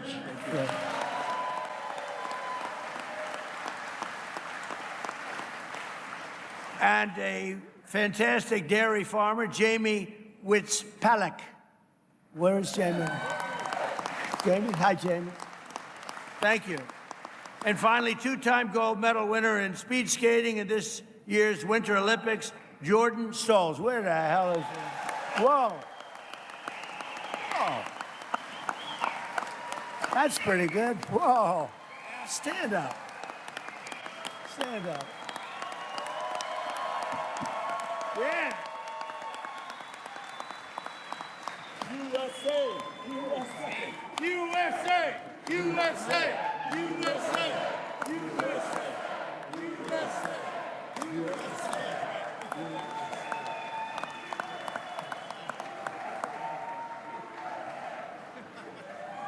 I'm keeping it. I'm keeping it, Jordan. I'm not giving it back. I'm a very good guy for keeping gold. I like gold. I'm never giving this back. Congratulations. I forgot to touch his leg. I didn't want to do that. But I can tell you one thing. His leg is like a rock. That's fantastic. 2 gold medals. Wow, that's big stuff. Thank you. It's an honor. And speaking for my other athlete up here, that's pretty good, right? 2. And you go through big competition with a lot of great athletes, right? Are you going to be doing it again? Another Olympics? I plan to be doing it until 2030, as long as I can. Until Salt Lake City in 2034. Well, we'll so be that'll be on home soil. We're going to be watching, okay? You could do it again. Okay? Right. So, if we'll go in order if we can, and we'll start with Brooke Rollins and go to Ron Johnson and Tom Tiffany and Derek. And Joe Thomas, would love to have you say a few words, because you can tell us about real tough life, and it's tough in those pits, right? Pretty nasty people in there. Oh, yeah. You meet some large, nasty people, but you can handle it. And Jake, we're going to ask you to say a few words, if you would. And Ken, and we'll go pretty quickly, because I have to get back to fighting a war in Iran. There's a hell of a speakers list. We might be here all night. Yeah, if we can, fellas, I got to get back. to a place called Washington and protect you, okay? So if you go very quickly, we don't need your life story other than I like the Olympic guy and I like this guy right over here. And Jordan Stalls would like to have you say a couple of words too, okay? Hey, Jordan, why don't you start? Go ahead.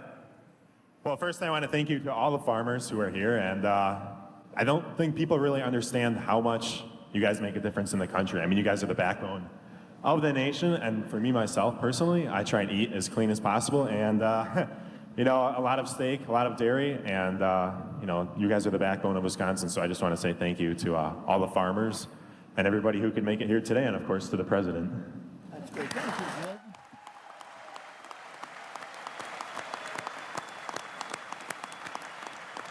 That's a winner. Tough to win like that. Yeah, it's a very tough when you're dealing with fractions of a second. That's a tough thing to do. Congratulations. Secretary, if you would, go quickly. Thank you. Very quickly, how about a big thank you to God for the rain and the farmers and for President Donald J. Trump.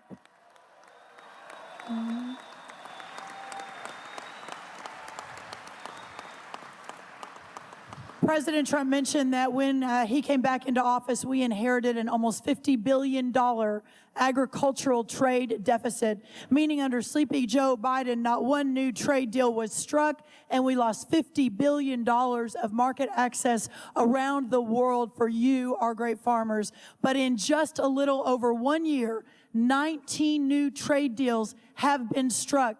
The markets have opened around the world. We are going to break every record for dairy, for tree nuts, for corn, for ethanol, as we move the American farmer's product, the best in the world, back out to the rest of the world, while at the same time inheriting inputs that had never been so high in the history of our country, whether that was fuel, fertilizer, labor, interest rates, seed, one after the other, and those numbers all were coming down significantly, and as the president promised, will soon come down very soon again. Sir, there is no better American than the most American of all Americans, and that is our great American farmer. God bless you. Thank you so much, sir.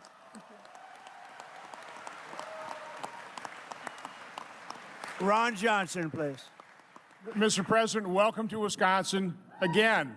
You certainly have paid a lot of attention to our state, and we truly appreciate it.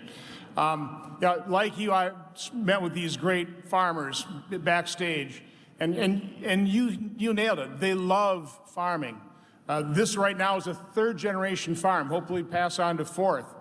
But they face numerous challenges. But what I thought was very common in all the comments speaking to me is they realize that you are going to fight for them. You have turned the Republican Party into the party of the working men and women of this country who have made this country great and who will continue to make it great, and they recognize that. So they know the big messes the Democrats left for you. They realize you don't turn those messes around and fix them right away, but they know you are absolutely dedicated to do it, and they love you for it. So God bless you. Thank you.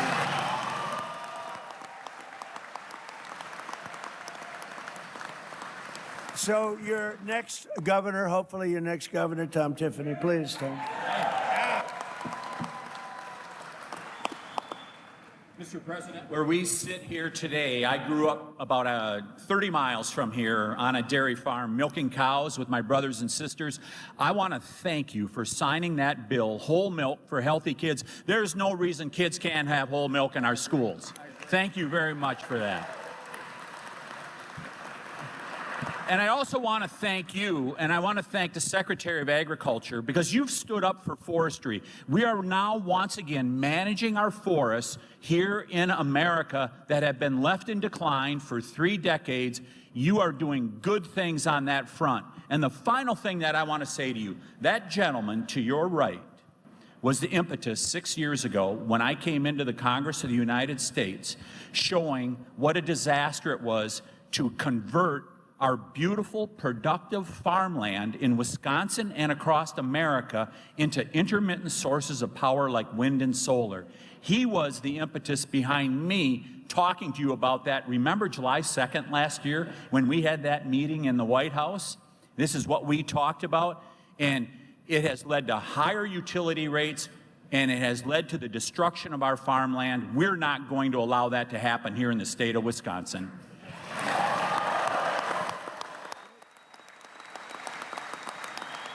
Right. He's right about that. He's right about that. Derek, please. Mr. President, yesterday we got to spend about an hour and a half in the Oval Office, and you announced the $50 million that you are sending to the state of Wisconsin for clean, beautiful coal. Thank you for that. Mr. President, you signed a $50 billion rural health care infrastructure bill. Of that, over $200 million is coming to the state of Wisconsin to make sure that we have health care in our rural areas. Thank you for that, sir. You signed whole milk for healthy kids into law, sir. You just reopened every single domestic market in our schools, and that is amazing for the MAHA movement for our kids and for our dairy farmers. Thank you for that, sir. Thank you, Derek. Last thing, E15. We are bugging you, and this is the thing about the president you don't know. You call him, he answers the phone. And he understands these issues inside and out. So when he was sort of joking about us talking about E15, sir, you took that on board hard. The only reason that E15 year-round got through the Congress is because of Donald J. Trump, and that did so much for our row croppers, sir. Thank you very much, and welcome back to your second home.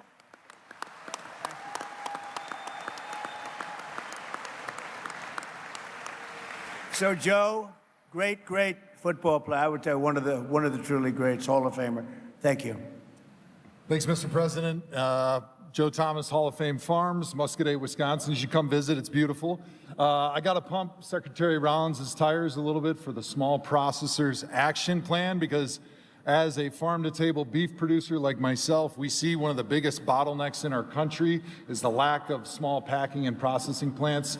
For people like me that are trying to raise farm-to-table beef, Wagyu and Angus, and be able to feed our community, and she's doing great work with that new mission to be able to help us be able to feed our communities and not have to rely on trying to get into the big four packers, which is often impossible and leads to higher costs for the customer and less money and revenue for the farmer and the producer. So thank you very much, Mr. President, and thank you, Secretary Rollins, for all the work you're doing for us small beef producers. On Wisconsin. So Joe, he played a long time in the NFL. He's a Hall of Famer. Who is the greatest quarterback you've ever seen? Oh, that's a tough one. Is anybody listening here? Because Brady and Manning were pretty good, and I'd have a hard time picking between either one of those guys. And who is the greatest running back you've ever seen?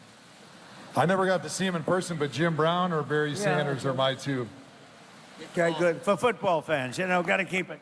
That's good. Thank you very much. Please, Jake, thank you very much.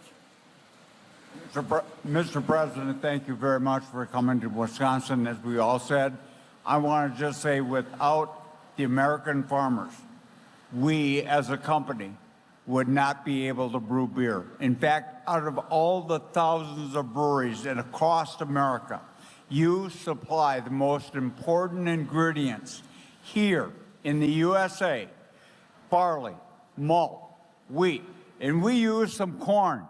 But thank you all, and really appreciate the time, Mr. President. Thank you much. Thank you, Jake. Thank you. Ken, please. First off, Mr.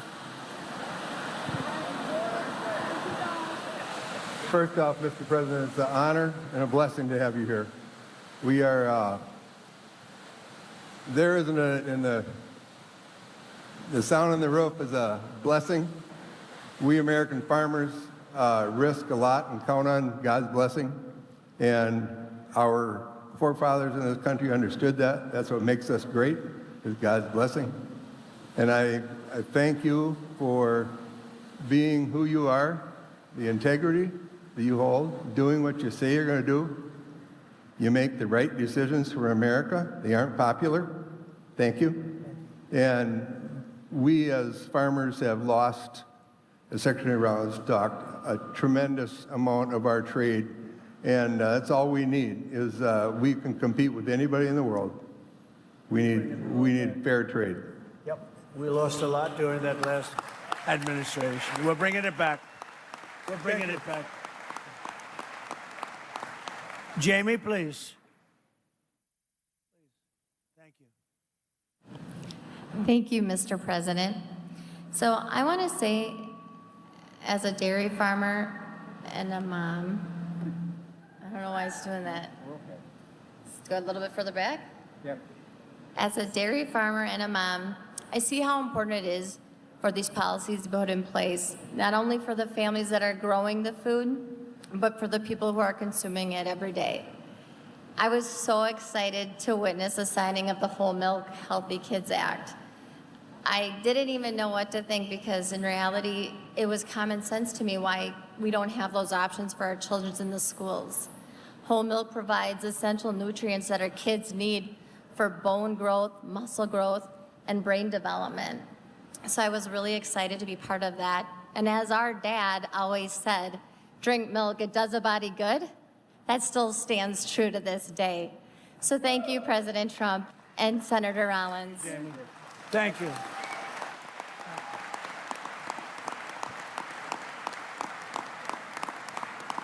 And Steve? First of all, thank you for coming to Chippewa Falls, Wisconsin and hearing us out here. Really appreciate that. And as I sit here and represent the farmers of this state and the farmers of America, I think we've all experienced some tough times here in the last 4 or 5 years. And listening to what you guys are saying, I'm very hopeful for some better times coming. And some of the stuff that we see and talk about that really affects us is the monopolization of the inputs. At this point, there's 4 seed and chemical companies in the country that control 78% of that. 3 fertilizers control 90% of the market, and 4 beef companies control 85% of the beef market. That makes it really tough for us when things are good. Our inputs just rise with the commodity prices. So we'd like some help on that. On another note, the big beautiful bill is a real win for us, and we really appreciate what you've done with that. It's lowered our tax rates. It's given us the ability to pass these farms on to the next generation. You strengthen the crop insurance. I think that all that stuff, and another thing that I want to mention is the border deal. We feel really blessed to have the control you put in place on the border. And other than that, I think you've done a great job. I'd like to add one more thing. We're in the pipeline construction business, and I was sharing with Secretary Rollins there that, we were a 8,000 person company under your first administration, and we went down to 12 to 1,500 people now. And it's just starting its way back up, and we're in the middle of negotiations on a big project in Alaska called Glen Farm that I think you're very aware of. And we're in the final stretches of that. So I know that's not farm related, but if there's any help we could get out of you guys for that, I think that's a real big piece for our energy security of this country. And that's all I have. Thank you. Which we'll take care of it. You all right? Anybody else? Would you like to say something, folks? A couple of them. Thank you very much for, like he said, the One Big Beautiful Bill Act. That was those tax credits, a lot of the stuff that supports the American agriculture through the trade side as well. We've got fair trade has been a challenge in America lately, and we need to get what we deserve for our products. And I thank you for putting in the effort and doing the work and getting, we'd rather have fair trade than the subsidies like previously mentioned. E15, some of that stuff's great, energy independence. On our farm, we actually have a co-digester where we take food waste and the cow manure and make methane. And I think some of that can also help increase local energy independence and keep some of our food that we all work so hard to produce from going in the landfills. So thank you very much, and thank you for being frugal with our tax dollars on repairing Washington. Good. That's right. Thank you.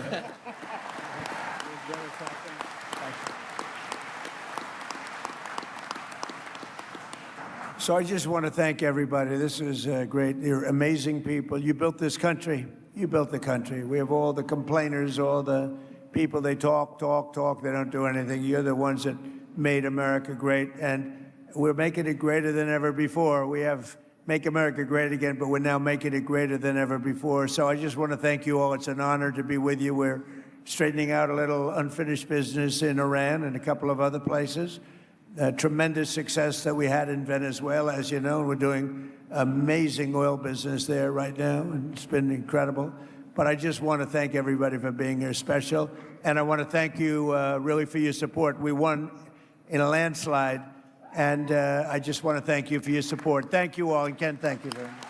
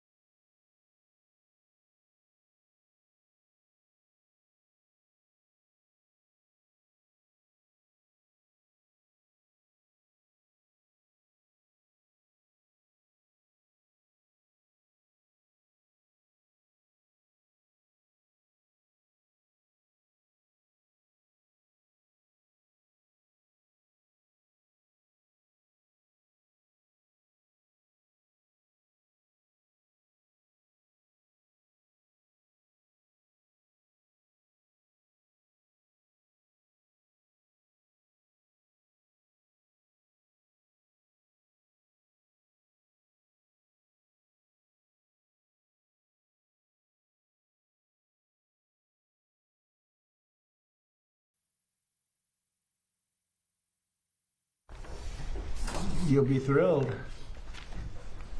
Are you all set? Well, maybe start where we left off yesterday. And we showed you this picture, and now it's opened. So this is now open. And that, you see the size of that compared to some of the biggest buildings in the country. Actually, the biggest. Hi, Peter. Hey, President Trump. And we have it finished. The water is pouring in as we speak. And maybe we'll show that what it looks like, because I'm sure the fake news will be thrilled. Take a look. This is from just a little while ago. Nice clean water. So we're here to talk about clean, beautiful coal. That's clean, beautiful water. That's the longest pool anywhere in the world. And here you can tell they're not progressive, because this is not a progressive, because progressives never wear or show an American flag. These are proud people from Oklahoma. They came from Oklahoma, a company from Oklahoma, to do it. But you notice the American flag, he's proudly showing off his work. You know he's not a liberal and or a progressive.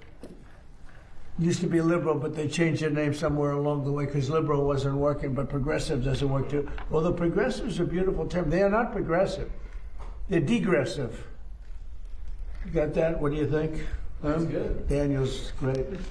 He's a great reporter. And again, we have a picture of a gentleman in a cart. Proudly, this is the head of construction for the job. So you can see it's just finished. This is just minutes before. And there's a gentleman named Secretary Burgum from Interior, Doug, who's been doing an incredible job. So Doug, we have 22 waterfalls. Most of them haven't worked for over 50 years. As of this morning, they all work beautifully, and they're clean. The graffiti's gone. the broken marble is fixed. Well, there's a way of fixing it. You use a thing called silicone and you fix them, and they look beautiful. All of the hate and everything is removed from them. Some of them done through stupidity, actually, but hate. But here's another picture. Now you can tell this is a proud American because he's got a flag. Protesters never have, the bad protesters never have flags up. They somehow don't like the flag too much, but we do. So that's great. We put in today, as you know, about Save America, the Save America Act. I don't know, someday the Senate and the House will get it done, although I must tell you the House has approved it about 3 times already. Save America Act right here. We have, everybody can see that. And then we'll talk about clean, beautiful coal. You're not allowed to say coal within the Trump administration unless it's preceded by the words clean, beautiful. Complicates our life, but it's good, right, Chris, wherever you may be? It is clean and beautiful. I'll tell you, it's effective. So the Save America Act is all voters must show photo ID. So you go to vote and you show photo ID. Not complicated, right? You know, who could oppose it? They say it's an 80-20. It's not. It's about 99-1, and we'll never find the one person. Andy, congratulations, Andy, on a big victory. Thank you for your help. That's a great. I appreciate it, but you're very good at what you do, and I've been backing you right from the beginning for a long time, right? Backing you too, sir. For years, that's right. You have. Thank you. Congratulations. You won a big election. So you have all voters must show photo ID, identification. All voters must show a little thing called proof of citizenship. Would you say that's 99-1, Mr. Pennsylvania? I would say that's maybe 100 to 0. I would think so. They say At least it should be. No, but they say it's 80-20. It's not 80-20. It's 99. And we've never found the one person. There's another one. Then you have no mail-in ballots, but we want to be liberal, as they say, or we'll say we want to be progressive. So it's no mail-in ballots. You see that's what's happening in California. They're rigging the election. Now, maybe we caught them, and maybe they won't be able to get away with it. They tried with me. They did it successfully the second time. The third time, we made it too big to rig. Too many votes. They couldn't do it. They can only go. They sort of gave up at about 9:07 when they got slaughtered with the votes that came in. But no mail-in ballots except for illness, disability, military, or travel. So we're being very progressive, and we just don't want cheating in our elections. And you see it happening in California. Those numbers are coming down rapidly. They found a lot of mail-in ballots last night, shockingly. So we don't want that. Then we added best of. This is best of Trump. No men in women's sports. No transgender mutilization surgery for our children. I would say that's pretty close to 99-1 also. No men in women's sports. I would say that's pretty good. We had the quarterback, Jackson is the quarterback for the Giants. He's a big, strong guy. And I said, how do you think you do in women's sports, Jackson? He said, pretty good, sir. He didn't know I was joking. He was not worried, so let me put it that way. He would have been the greatest athlete in the history of women's sports. You got to see the size of this guy. Like a male model, and he's going to be a great quarterback. So we talk about that. And so we just would like the Senate, Democrats, Republicans to pass it.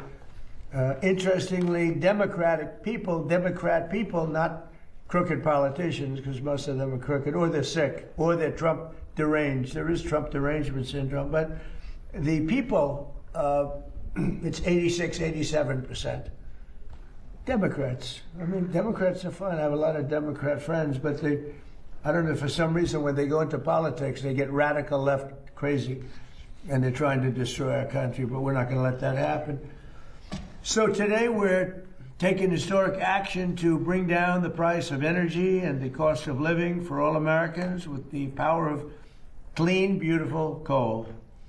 If you look at China, if you look at so many of the successful countries, they're using coal. If you look at some of the real great failures countries, they're using wind just keeps blowing, and puts you right out of business. Very expensive, most expensive energy there is. So wind is not working very well, but they keep it going, and because people get subsidies by countries that are stupid. Doug, I would say we haven't been long on wind. Do you agree with that?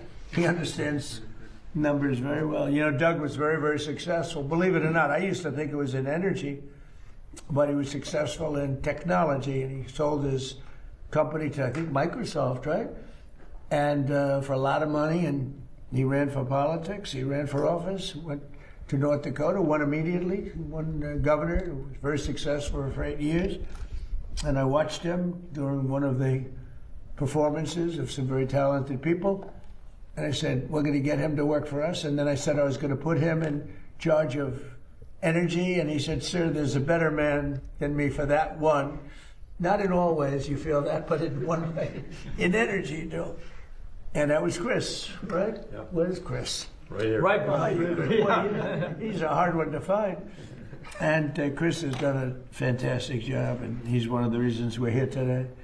We have had, we're right now double Saudi Arabia and Russia. If you double them up, that's what we produce, more than anybody else times 2.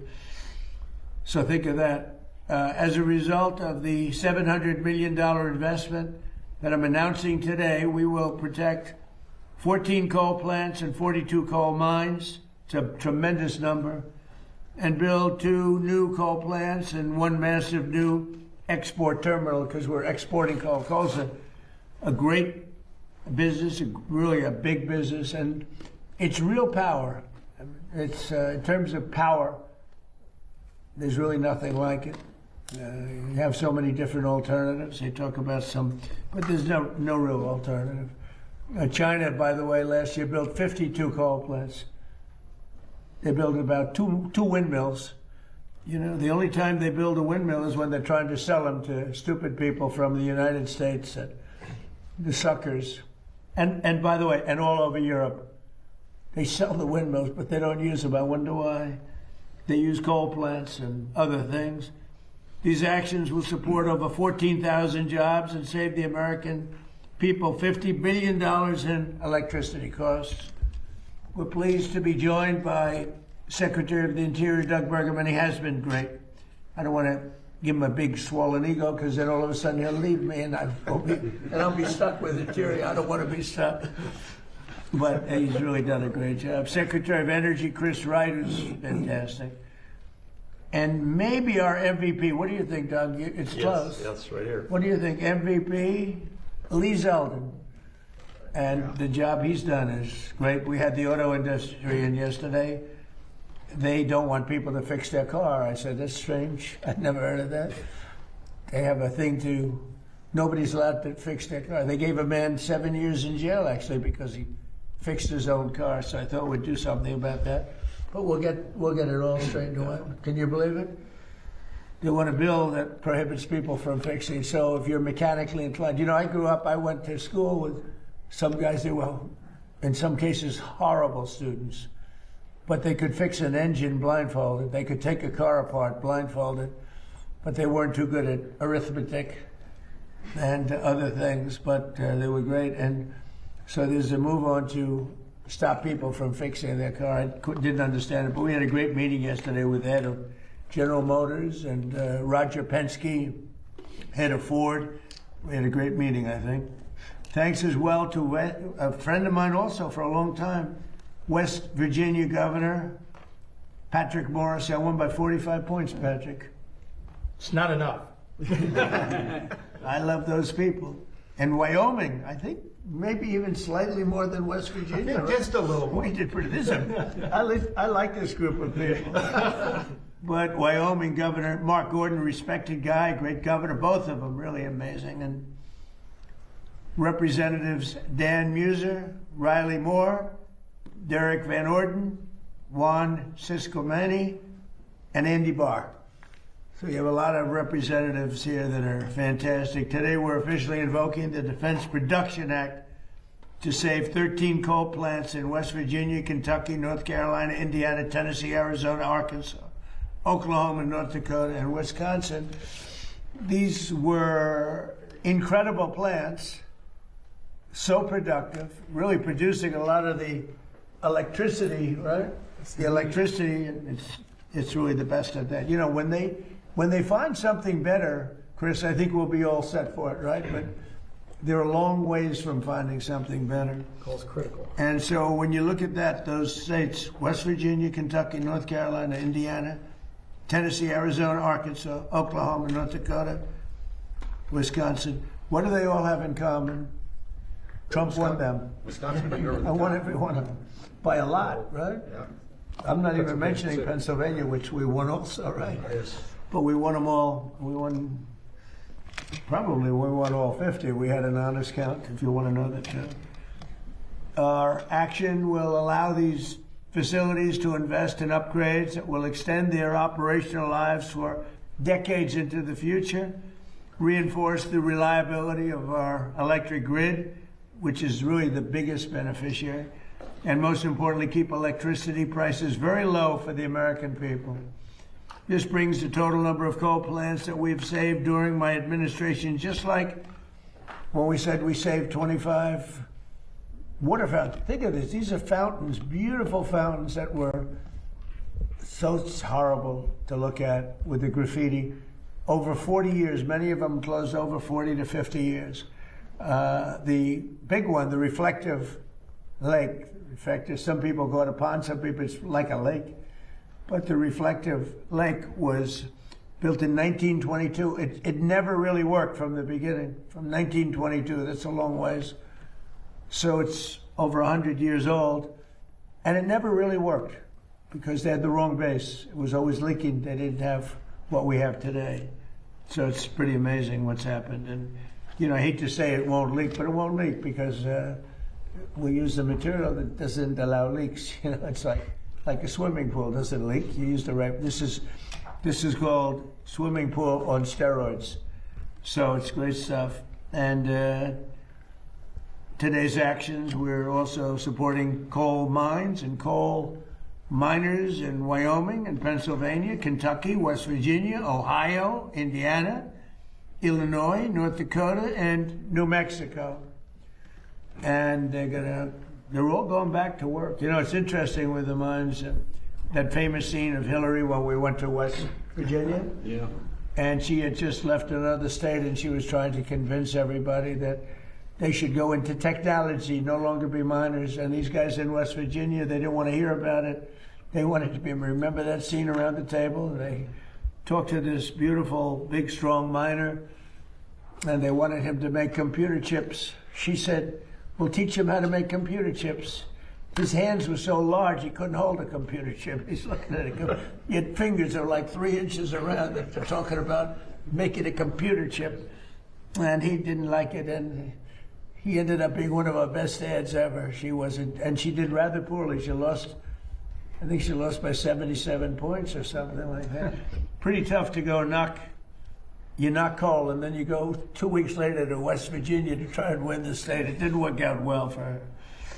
But the miners love us.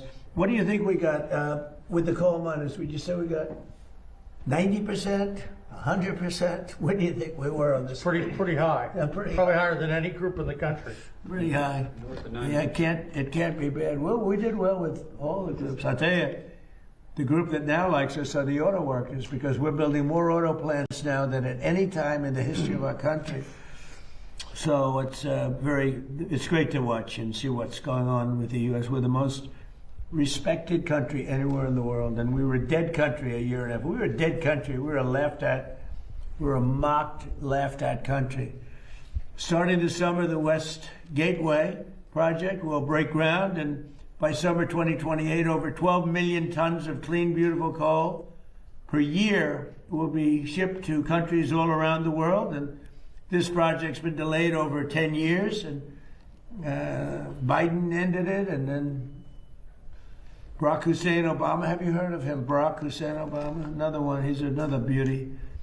But that delay is now over, and it's going to be very productive. It's going to fuel our electric plants in particular. It's going to be amazing. Finally, we're taking nearly $200 million in that to set aside for the Green New Scam, and it was set aside for the Green New Scam, but the Green New Scam is history, and repurposing that money so that we restart a coal plant in Maryland and help build 2 brand new coal plants in Alaska and West Virginia.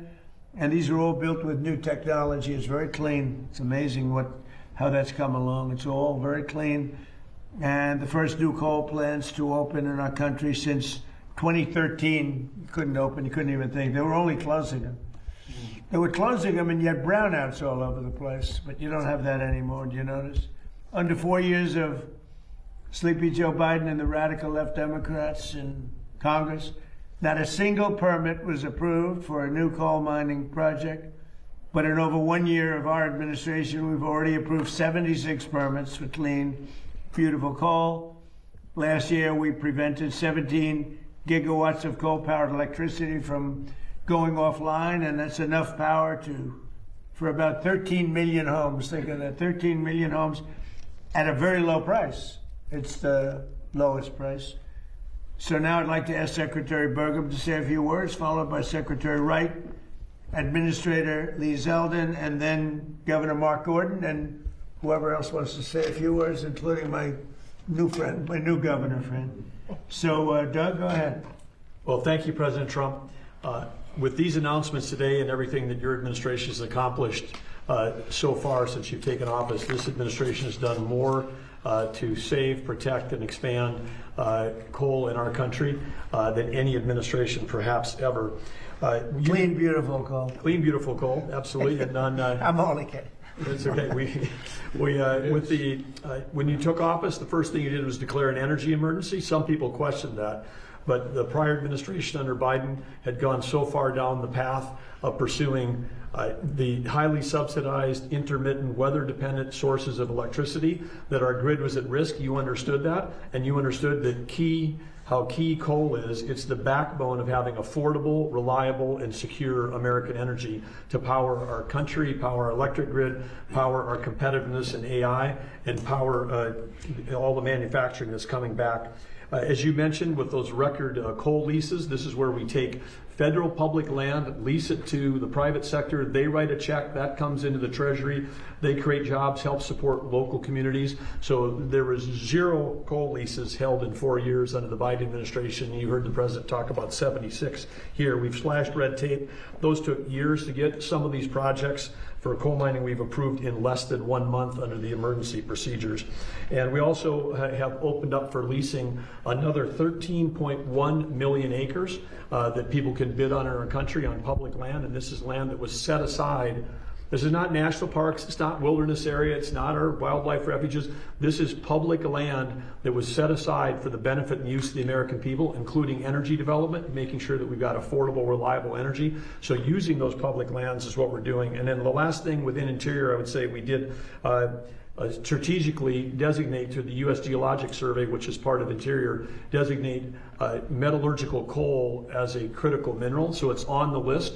And that opens up a number of opportunities. But without metallurgical coal, we don't have coke, we don't have the steel industry. The Biden administration was indiscriminate trying to shut down our metallurgical coal as well as our thermal coal. So, and then the last thing you mentioned, the coal export facility, again, working through all the permitting to drive towards that so that we can be selling clean, reliable energy to our allies in the Pacific who want to do more trade with us. And lastly, again, thank you for creating the National Energy Dominance Council. Our executive director, Jared Hagan, is here today, but Chris, Lee, and I all have details on that team, and that operates right out of the White House, and that's why President Trump is able to get so much done so quickly. This is the first time ever we've had a president with a White House council specifically focused on energy and what an impact it's having. Well, and thank you to, perhaps slightly less importantly, but I think very important, the National Garden of American Heroes is going to be unbelievable. And I'd like to know how are you doing on that, and how are you doing on the Great Triumphal Arch? So every city, just about every major city, has a triumphal arch. This is an arch that's a real bow, a beautiful bow to your military and military victories. Nobody's had more military victories, including recently, than we have. and they never got the ark built. It's been, the Civil War stopped it. That circle has been sitting there for a long time, for many, many years. And, I guess you could go back to, in 1902 they tried it, but in 1860 and 1880 they just never got it done.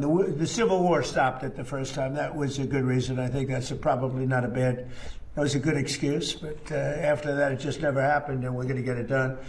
And so we're doing it with the Department of Interior, and we're also doing the National Garden of American Heroes, which is phenomenal. And we're doing something that just came up. We'll have a little breaking news here because nobody's heard of it, but at the Lincoln Memorial, the front was supposed to be the back was supposed to be the front. It never got built because they built 2 roadways behind it after it was built, and it shut off the gateway to the water. That was really going to be the main entry, and we're going to be doing that. It's called the Promenade. It'll be the Promenade. They want to call it the Trump Promenade, but I don't know if I want to do that. But it's going to be beautiful. It's a beautiful project, and it's going to take the Lincoln Memorial right down to the Potomac, which it was always scheduled to do, but when they built the roads, that was the end of that. But we have a way of beautifully going over those 2 roads, highways, very, very strong, very important roads, actually, as you know, from the bridge. But it's going to be great. So can I ask for just a couple of seconds to talk about those 3 great projects that we're just starting? Well, I'd say that it's important for everyone to know that, as you described, these are plans and ideas that have existed almost since the end of the Civil War. But the McMillan Plan, which is the one that designed the National Mall as we see it today, that was in the early part of the 1900s, envisioned this connection, that you would have the memorial bridge between the Lincoln Memorial and Arlington Cemetery. At the halfway point, there's a very large circle. It was designed to hold a monument. The arc that would go there is a fantastic complement and completion of this plan that's over 120 years ago, President Trump's vision of how to build that. And of course, President Trump has talked to President Macron from France. More people visit the Arc de Triomphe than even visit the Eiffel Tower. I mean, this would be a highlight for Americans to come. The views back at the city from the top of the arch would be amazing. The views from this side, from West Potomac, where the National Garden of Heroes was, looking across at the arch would be amazing. And of course, the promenade on the backside of the Lincoln is, as President Trump described, right now there's no pedestrian access. You're on the mall, people come from around the world. They don't know that 100 yards away is the beautiful Potomac River, which was part of the original plan. And now they'd be able to walk around the Lincoln Memorial, walk on a pedestrian bridge over the first highway, walk over the next one, and right down to the water. It would complete the vision. These projects would complete the original vision of the McMillan Plan. And how fortunate are we to have the builder-in-chief, someone who both has the vision and the understanding of how to get projects done that would, again, make our city safe and beautiful, just like the executive order President Trump put out last year has accomplished. And wow, we are ready for the celebration of our 250th anniversary. The city's never been safer, it's never been more beautiful, but President Trump's not stopping there. Vision that he has for these projects would extend for generations forward. So thank you, President Trump. Thank you very much. Great job. And Secretary Chris Wright, please. Yeah. No coal, no modern world. Stated another way, without clean, beautiful coal, the modern world is impossible. And we saw 17 years ago President Obama's election an all-out attack on the American coal industry, the industry that built our nation. We wouldn't have the buildings, the factories, the industry, the electricity grid we have today without the critical contribution of coal. It's been the largest source of global electricity for 125 years in a row and will be for decades to come. In the United States, it remains a critical source of our electricity, also a critical source for our industry. Can't produce steel and cement and other materials without coal. And beyond the impacts of coal in our electricity sector, just think of the direct impact on human lives. If President Trump had not been elected and inaugurated in January of 2025, and through his authority at the DOE, we were able to force keeping open 6 coal plants. As of today, there'll be a 7th one, and more than twice as many that voluntarily said, hey, if we're not going to have to close, we need to stay open. 17 coal plants were not closed in 2025 because of President Trump sitting at this desk and in this position right here. That saved 17 gigawatts of electric generating capacity, and the Winter Storm Fern that hit our country in the last week of January this year, conservatively, hundreds of Americans would have lost their lives if those 17 coal plants had closed. We pushed the East Coast electricity grid in the United States absolutely to the limit. A storm Uri hit 5 years ago in Texas, smaller in geographic extent, not the same magnitude. Over 300 people died. But because we had those coal plants operating and running, and not only did they run, wind power disappeared when the storm hit. Solar's irrelevant in the winter, so things we talk about didn't even matter to our electricity grid except for cost burdens. Coal stepped up and produced 25% more electricity during this storm than its normal, reliable chugging out of electricity. Without those plants, without that increase in electricity production, we lost a lot of Americans, untold economic damage. President Trump is the president with the courage and the boldness to defend an industry that has been maligned for far too long and to recognize its importance. Americans are upset about high electricity prices. Blame closing existing reliable, secure plants and replacing them with subsidized, unreliable plants, a guaranteed way to drive electricity prices up. But this administration is committed to reversing all of that. That money we've talked about from the Defense Production Act, thankfully, because of the One Big Beautiful Bill and these fantastic congressmen sitting around me and governors, without that legislation, we wouldn't have the money and the Defense Production Act authority to keep open so many plants. It is hard to overstate the magnitude of this. If you look at our efforts across the whole government so far, 45 coal plants are open today that would not be open. Where would we be to reindustrialize America? Where would electricity prices be if we had let all of those plants close? But we're not doing it. All of those plants, that's $700 million of government funding, but it's matched with $1.7 billion of private investment from the owners and operators of those plants. All the people in those states that say, phew, we don't have to kick our industry out and raise electricity prices again. Common sense is returning to Washington, D.C. And for that, I'm incredibly thankful to be here in the United States government, to work for President Trump, who will stand up for what's right, bring common sense back, and reinvigorate an industry without which we would not have the America we have today. And we're going to reindustrialize America, win in the next generation of technologies, and we're going to do it in critical part because of a growing and thriving coal industry. Thank you, President Trump. Thank you, Secretary Burgum. Thank you, Lee Zeldin. Good. And Lee Zeldin, how about saying a few words? For so many Americans, clean, beautiful coal is their source of heat, of energy, of warmth, of a job, an economy, a community, a family. And for too long, you saw Democrats who were telling these coal miners that they should just learn the code. And what we saw during the Biden administration at the EPA, for example, was regulation after regulation after regulation, trying to strangulate out of existence coal, to destroy it. Enter President Trump. Declares a national energy emergency, creates a National Energy Dominance Council, and he told us at the EPA at Trump speed to be getting rid of these regulations as quickly as possible on behalf of those Americans who want to just stay warm, who want to live the American dream, who want to have affordable access to energy. The Democrats were running for power to sit at this desk and to leverage that power to destroy these communities. Enter President Trump. He has saved clean, beautiful coal, and it's been an honor to be part of it. Thank you. Great job, too. Wyoming Governor Mark Gordon. Thank you. Mr. President, it's an honor to be here. Thank you to the secretaries who have breathed life into an economy in Wyoming that has been there for a long time. Wyoming produces the cleanest, most beautiful coal, low sulfur coal. You don't mind if I push a little? And it's fun because we have a chance to educate our kids. Now let me just talk a little bit about the other side of this. When a kid grows up in Wyoming, their education's paid for in large part by the coal severance taxes, by the royalties that come from mining that coal that was shut down by the Democrats. When they have a chance to get a job, they can go look to the coal mine. And it's not just digging coal the way we used to, it's high-tech jobs.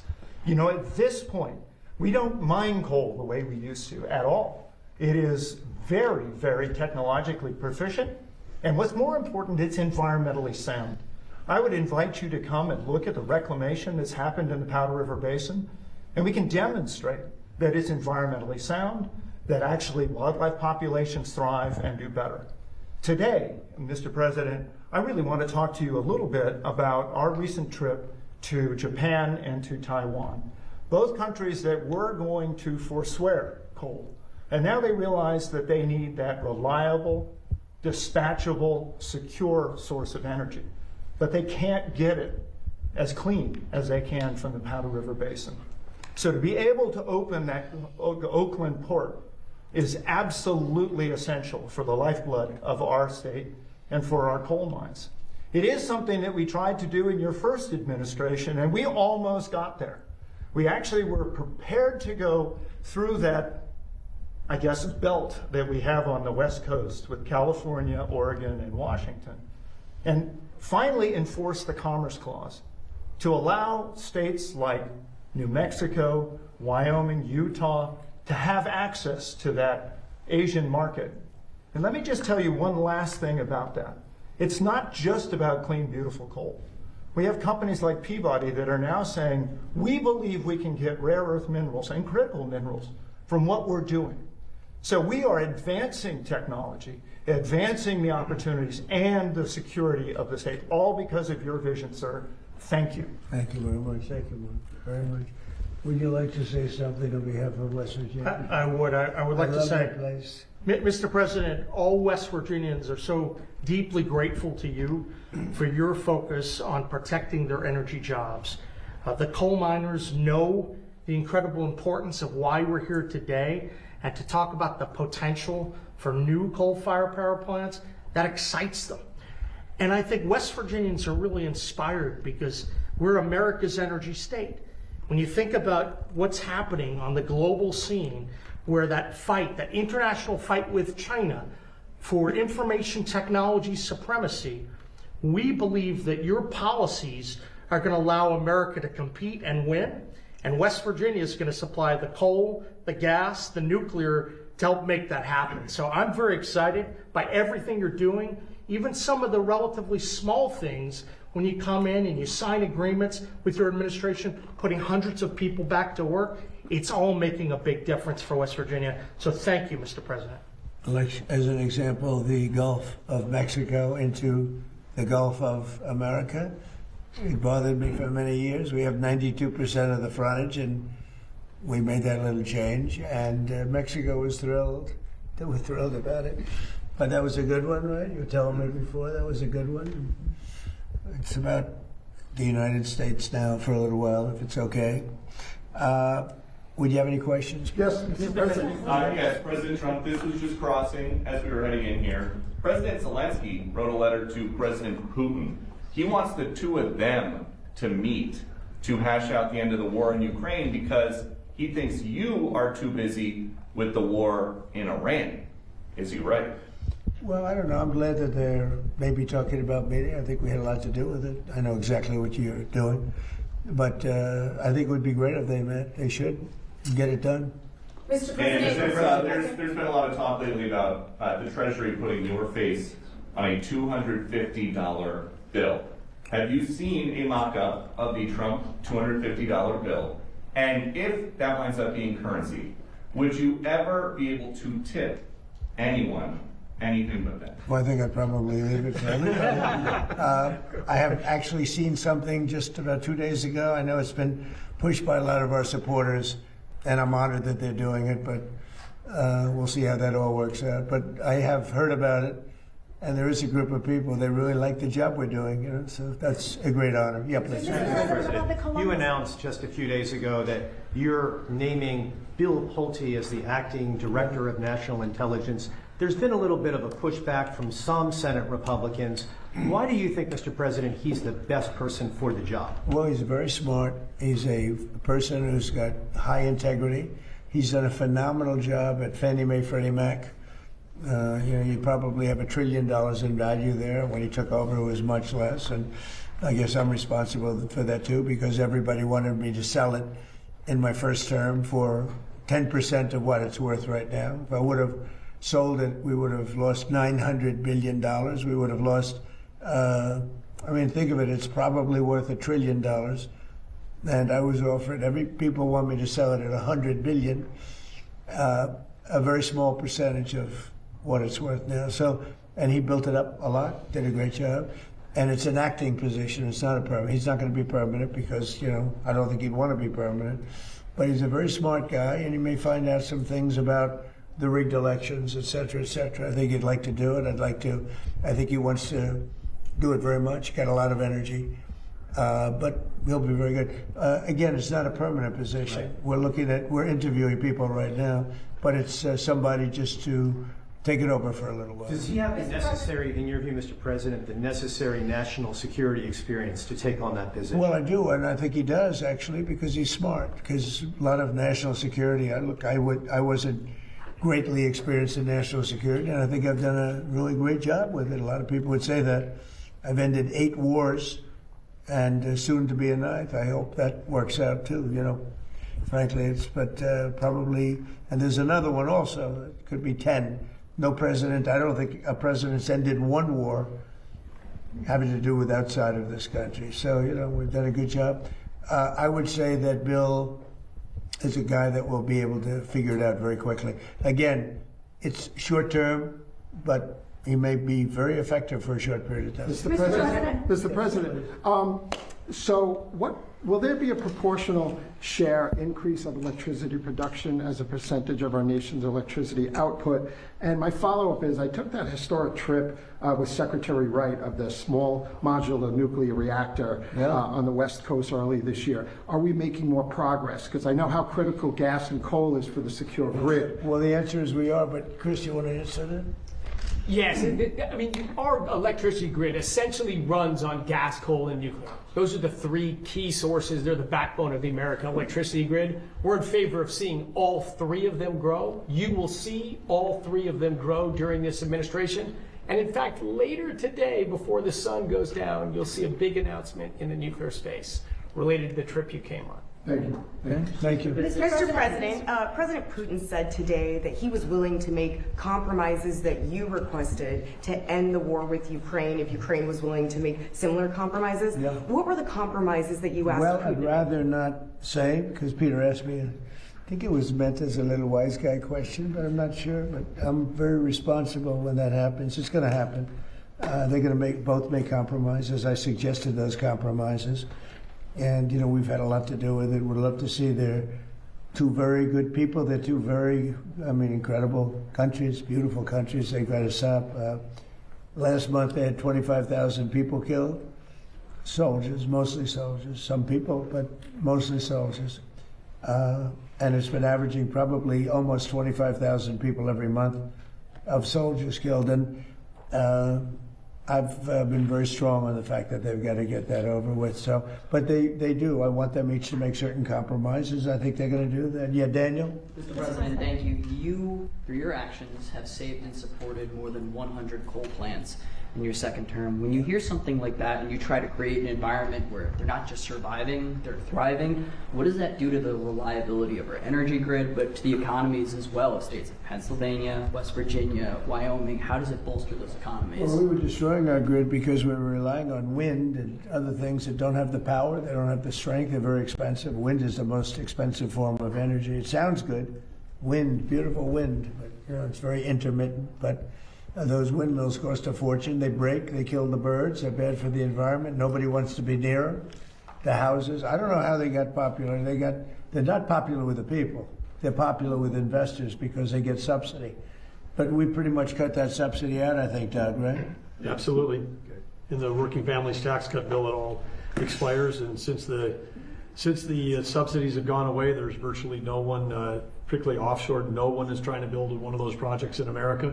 Turns out they weren't trying to generate electricity, they were just trying to generate tax credits. You're supposed to be making money with, with energy. And here, wind, it needs subsidy. Energy shouldn't need subsidy. We have so many different forms of energy, but I've talked about it for years. Wind is the most expensive. It's the worst. It causes tremendous problems, and it does. It kills millions and millions of birds a year. Nobody mentions that. You'd think if that were anything else, everybody would be sued. If you kill a bald eagle, to put you in jail for like 4 years or something, and yet windmills knock them out of the air all the time. Nothing happens. It's disgraceful. So we're into energy that really works and works powerfully. Yes, go ahead. And we're waiting outside to come into the Oval Office. Everyone's looking at the UFC structure, the claw. Are you happy with how that's coming along, and It's what are your incredible. expectations? We put it up in 5 days. It's incredible. And I told yesterday the story of the Eiffel Tower, and it was 1889. It was put up. It was going to be brought down right after the World's Fair ended, which was up for a short while. And they said, well, let's leave it a little bit longer. Then they said, let's leave it a little longer. It never came down. That was 1889, the World's Fair in Paris. So I jokingly said, let me tell you a story about the Eiffel Tower. Now, it'll come down after the fact. There were actually some people who said he wants to leave it up. Yes, please. Mr. President, about the Columbus statue, Columbus Fountain at Union Station, it looks amazing. Thank you. And what does that mean for the relations between Italy and the United Well, States? it means Italian people love Trump. Because, that was controversial. People want to rip it down. You see how beautiful it is. And we didn't only not rip it down, but Doug and his group and all of us together, we beautified it. It's I didn't know that marble was going to be so beautiful once we cleaned it up. You wouldn't believe it when you saw that thing was loaded for 50 years with film and graffiti and everything else. It's amazing. It's amazing how good. They did a really great job. On the Strait of Hormuz, Mr. President, do you still want European allies' help? We're discussing energy today, and Well, we don't what need kind the of help. What kind of help would you want? Do you have a We're the definite most ask? powerful military in the world. We gave them a chance to help, but they chose not to. NATO. We went to the NATO countries. We went to others too, in all fairness to NATO. And I wouldn't say I gave them a hard sell, but I said, hey, if you'd like to help, it would be wonderful. And they all turned us down. And, it's going to be an expensive proposition for them because they shouldn't have done that. They should have helped. We don't need it. We have our own. We have much more than we need in terms of oil and energy generally. But European countries and other countries, they needed tremendous. Some of the European countries needed really big. And they should have said, we'd love to help. But If you could choose, but Mr. President, if you could choose, what would you ask them to do, sir? If you want. Well, I would have asked them. I mean, there's not much. Look, there's no Navy, there's no Air Force. We've wiped them out. We've wiped out their leadership and almost all of it. We've wiped out all their military leaders. They're down on the third. Now, maybe they're very good. I don't know. I can't tell you that. But certainly the first ones didn't do very good because they were literally, after 3 days, almost the entire military was wiped out. They had to get new generals. And then after that, they had to get more new generals. And we knocked out their anti-aircraft, their Air Force, just about everything you can knock out. So, and then you read in the fake news that they're doing really well in the war. I mean, it's unbelievable. We knocked out everything there is to knock out, and you'd pick up the fake news and they'd say how well they've done. They're doing brilliantly. They have no Air Force. They have we knew that, 159 ships. Andy, out of 159 ships, all 159 lie beautifully at the bottom of the ocean.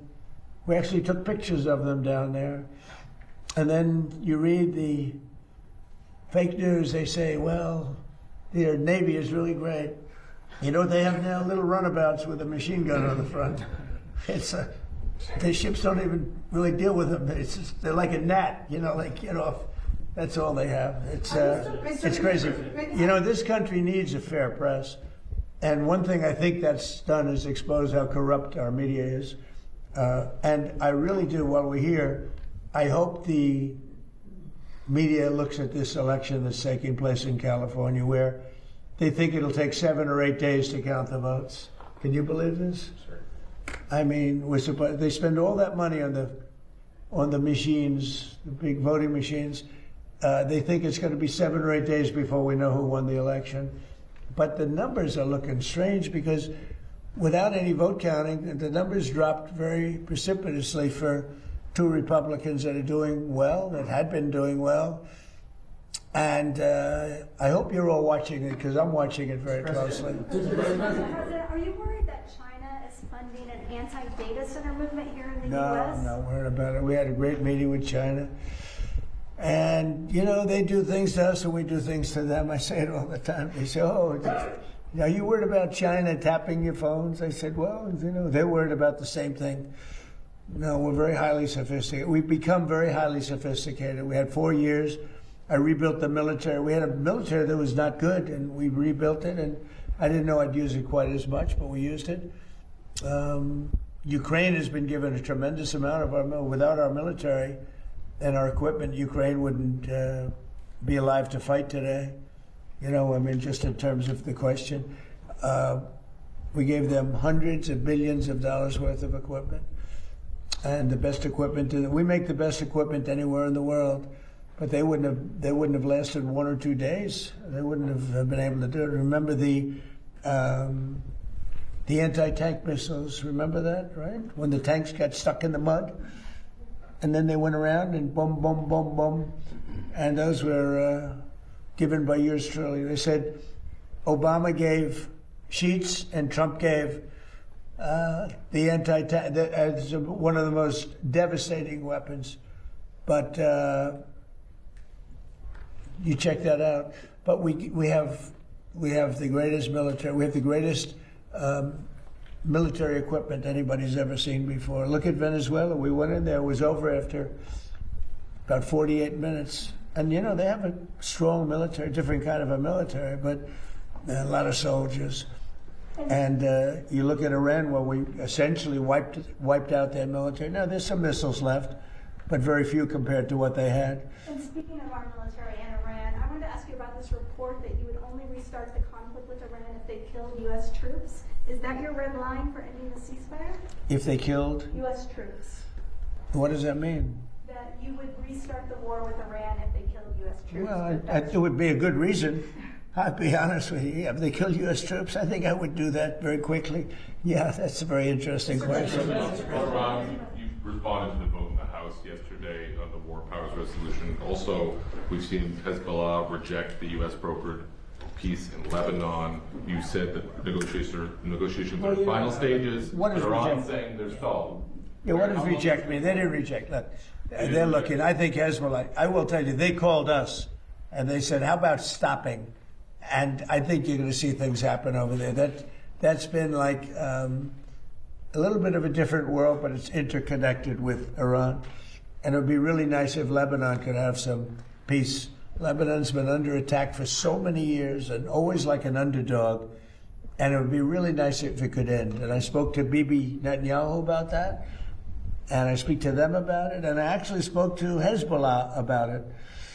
And I think progress is made. That's been going on for a long time. You know, when you look at that for years and years, 48 years, I say, well, let's get this settled. How long has it been going on? 48 years. I said, that's a long time.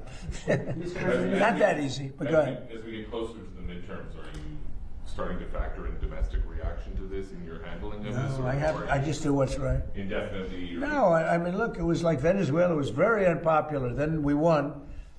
And my numbers went through the roof. I have very high poll numbers. They went through the roof. It was very unpopular when I went to Venezuela. They said, oh, we don't want... Well, first of all, that one's relatively close. It's sort of a semi-neighbor, right? And the relationship with Venezuela is incredible. We've taken out millions and millions of barrels of oil out of Venezuela. It's very oil-prone. I guess, Chris, one of the most, right? Yes. And we've taken out, you're sort of leading it, but you want to just tell them real fast about the relationship we have with Venezuela, Chris? Yeah, things with Venezuela have gone very well. Venezuelan oil exports today are 3 times higher than they were right before we went in. So it has been a meaningful incremental supply of oil to the world, and One of the reasons we're solving a 47-year-old problem of Iran's race for nuclear weapons and oil prices in the U.S. We wish they were lower, but gasoline prices in the U.S. are, a little over $4. They're $10 in Europe. They're higher in Asia. They're very high in California. The bigger threat to energy prices in the United States is Democratic green energy policies. They have driven up energy prices far more than a conflict in Iran. And the conflict in Iran will come to an end. We hope that crazy green energy, drive up energy prices policy of the Democrats at federal and state levels, we hope that comes to an end too. And remember this, if you want to call it a war or if you want to call it a military operation, you cannot let Iran have a nuclear weapon. And everybody agrees to that, almost everybody. But wait a minute. Our gasoline prices are lower than they were with Biden without that. And he would have let them have, in fact, he inspired them to have, frankly, a nuclear weapon, him and Obama. Obama picked the wrong country, you know that. And the Obama deal, I terminated that, or they would have had a nuclear weapon. That was a road to a nuclear weapon. Our deal, if we make that deal, and it's going well, but who knows, if we make that deal, it's the exact opposite. They will never have a nuclear weapon. It sounds like you're in for as long as it takes. I'm not going to let them have a nuclear weapon, no. With Obama, it was a road, you know that, it was a road to a nuclear weapon. That was a short-term agreement, and at the end of which they would have a nuclear weapon. So they would have had it 4 years ago.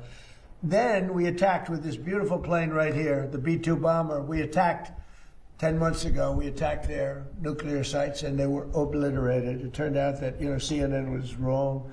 They said, well, maybe they weren't hit that hard. They were hit so hard, nobody knows if you can even get it out. But the only ones that have the capability of getting out is us in China. We're the only ones with that kind of equipment that's powerful enough to go down that deep into a mountain. But that mountain crushed it. That mountain literally collapsed on top of it. Those pilots did one hell of a job. And now the Atomic Energy, as you know, has backed us up on that. They think it's a very, very hard thing to get it. But we'll get it anyway. But we're the only one, and China, I believe China too, but we're the only two that have the capability. Mr.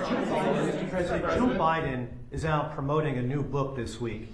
When you met with Joe Biden, President Joe Biden, right here in the Oval Office on November the 13th of 2024, could you detect any cognitive decline in President Biden at that time? No, not really. I mean, he was the same guy I've been watching for a long time.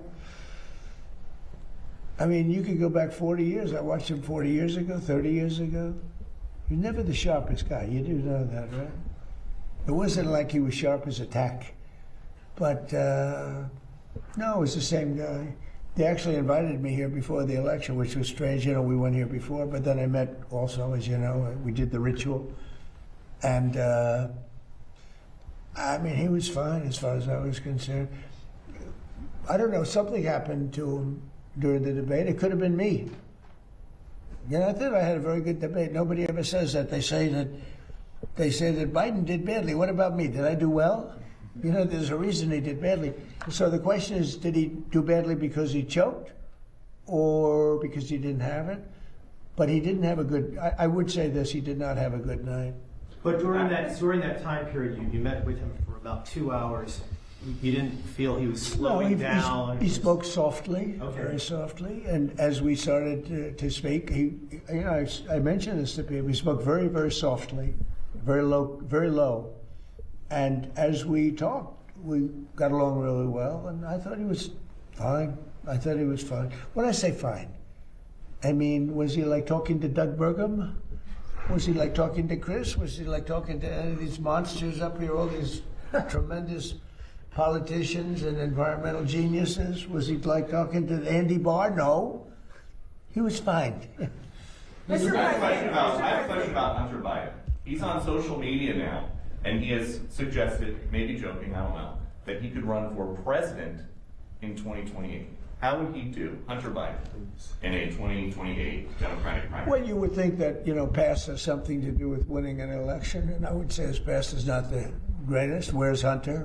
Remember my Where's Hunter? It became the #1 shirt anywhere in the world for about 3 weeks. I'm not going to say bad. I'm sure, hey, if the guy from Maine can do well, I guess Hunter could do well too, because the guy from Maine is a basket case. And I would say worse than him is the one from Texas. That looks like Alfred E. Newman. I would say that if he can do well, maybe Hunter can do well. I'm not sure. It'll be pretty close as far as I'm concerned. And I've got a question about the nuclear dust. So the bombers go in, they entomb a lot of this enriched uranium. Yeah. At this point, do you need a deal with Iran to go get it? Or No. have you thought about just a covert, daring, send in the SEALs, send in the Rangers? Yeah, but I didn't want to be Jimmy Carter, you know. I didn't feel like being Jimmy Carter. So that's off the We did. Well, we thought about it right at the very beginning, before you saw, before we did what we did, before we destroyed their entire military. We thought about it, and I didn't want to be in a position where you had, you know, to get there. It's not like Venezuela. Like you go in, you're there for a matter of minutes, and you're out, and everybody's waving goodbye as you take off, and you brought the cargo back. This is different. You'd have to be there for 2 weeks. You'd need massive equipment. You'd have to airlift the equipment in. You know, you're in a war zone. And there was a time at the very beginning when we thought about doing that, because they would have not been watching, but they would have found out. I mean, during a period of a week to 2 weeks, you know, you would have had a major construction operation, because that plane, and more importantly, those people that operate those planes, including the mechanics, you know, they flew for 37 hours round trip. Think of that. And the tankers that refilled them 4 times, and what an operation it was. Amazing. And but we would have been, Peter, we would have been there for a period of from a week to 2 weeks. We would have gotten it. But I said, I don't like the idea of that. All of a sudden, they, you know, pinpoint. They still had missiles left. That means they would pinpoint you and just keep lobbing them in until one gets through, and people would have gotten killed. So I didn't like it.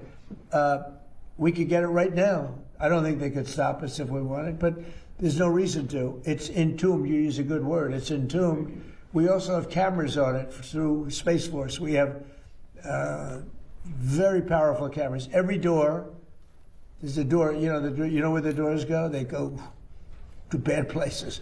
But every single place on those mountains is basically three. Because we also hit it with tomahawks after. You know, after that we hit it with tomahawk.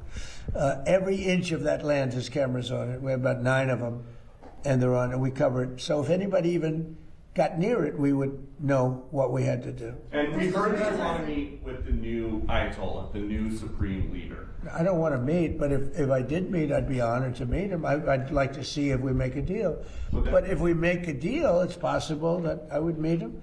I'd be okay with that. Would that happen here in the U.S., White House? Oh, I don't know. I haven't really heard too much about it. It's not, I didn't suggest it, but some people have suggested it. If it happened, it would happen. I'd be respectful. Do you think because Epic Fury killed his dad and his wife and his kid, that he's got hard feelings and wouldn't want to meet? Well, I would say I'm not his favorite person. But with that being said, he's probably I don't know. He's probably a professional. In some circles, he has a very good reputation, actually. You know, sometimes some people say bad, but a lot of people say bad about me. It's totally false, of course. Mr. President. On jobs, tomorrow the jobs report will be released. While the unemployment rate has been steady at 4.3%, the black unemployment rate has been 7.3%. When you ran for president, you courted black voters and talked about what you described as black jobs. How do you describe why this disparity is happening? What can you do to close that? Well, we're doing very well with the black jobs, African American jobs. I saw some numbers that we're doing really well. But where we're really going to do well is when all these plants are open. You know, we're building many car plants. We're bringing cars back from Germany. We lost the car industry years ago. 54% of the industry went to Germany, Japan, Canada, Mexico. It's all coming back. It's amazing. And where your black worker is really going to do well is when those factories open. So I think they're going to be great. We've been doing very well. It's been a big focus for me. Yeah, please. Yeah, thank you, Mr. President. On today's announcement, how do you ensure the estimated cost savings are passed on to the consumers and not held by the company? And then on Iran, what specific progress has been made today in talks with them, and where are the sticking points still? So we're really lowering costs. You know, when I came into this job, we had the highest inflation in the history of our country. 48 years, they say, but I think the history of our country, whether it's 48 years or more. But we had tremendous inflation with Biden, during the Biden. They had one of the highest ever. And I inherited that. The costs were very, very high. And at my first news conference, Peter and others were screaming at me about eggs. Remember, Peter? Eggs. What about eggs? Maybe it wasn't you. About the eggs.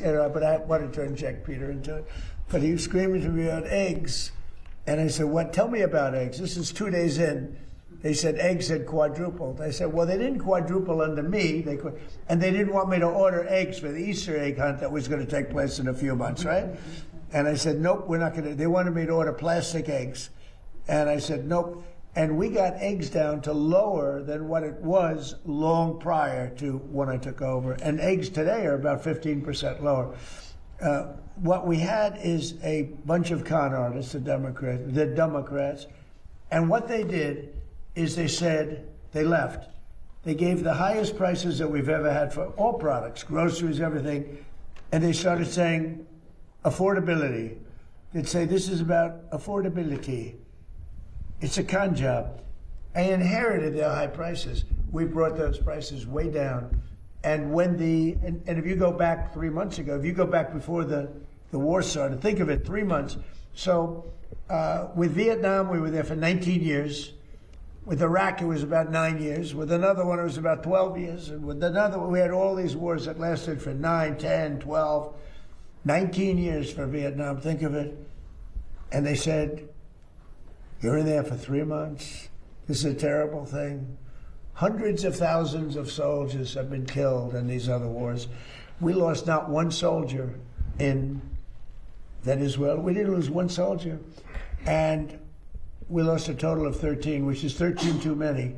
But when you look at hundreds of thousands of soldiers were killed in these various wars, they lasted many, many years. We're in there for a few months, and what we've done is amazing. They won't have a nuclear weapon. And we did, it was tough because we just got, Doug and everybody came in to see me, we just got the best numbers. Well, today, again, the New York Stock Exchange and every other exchange just hit a new all-time high. That's 73 days out of my short term, we've hit brand new highs.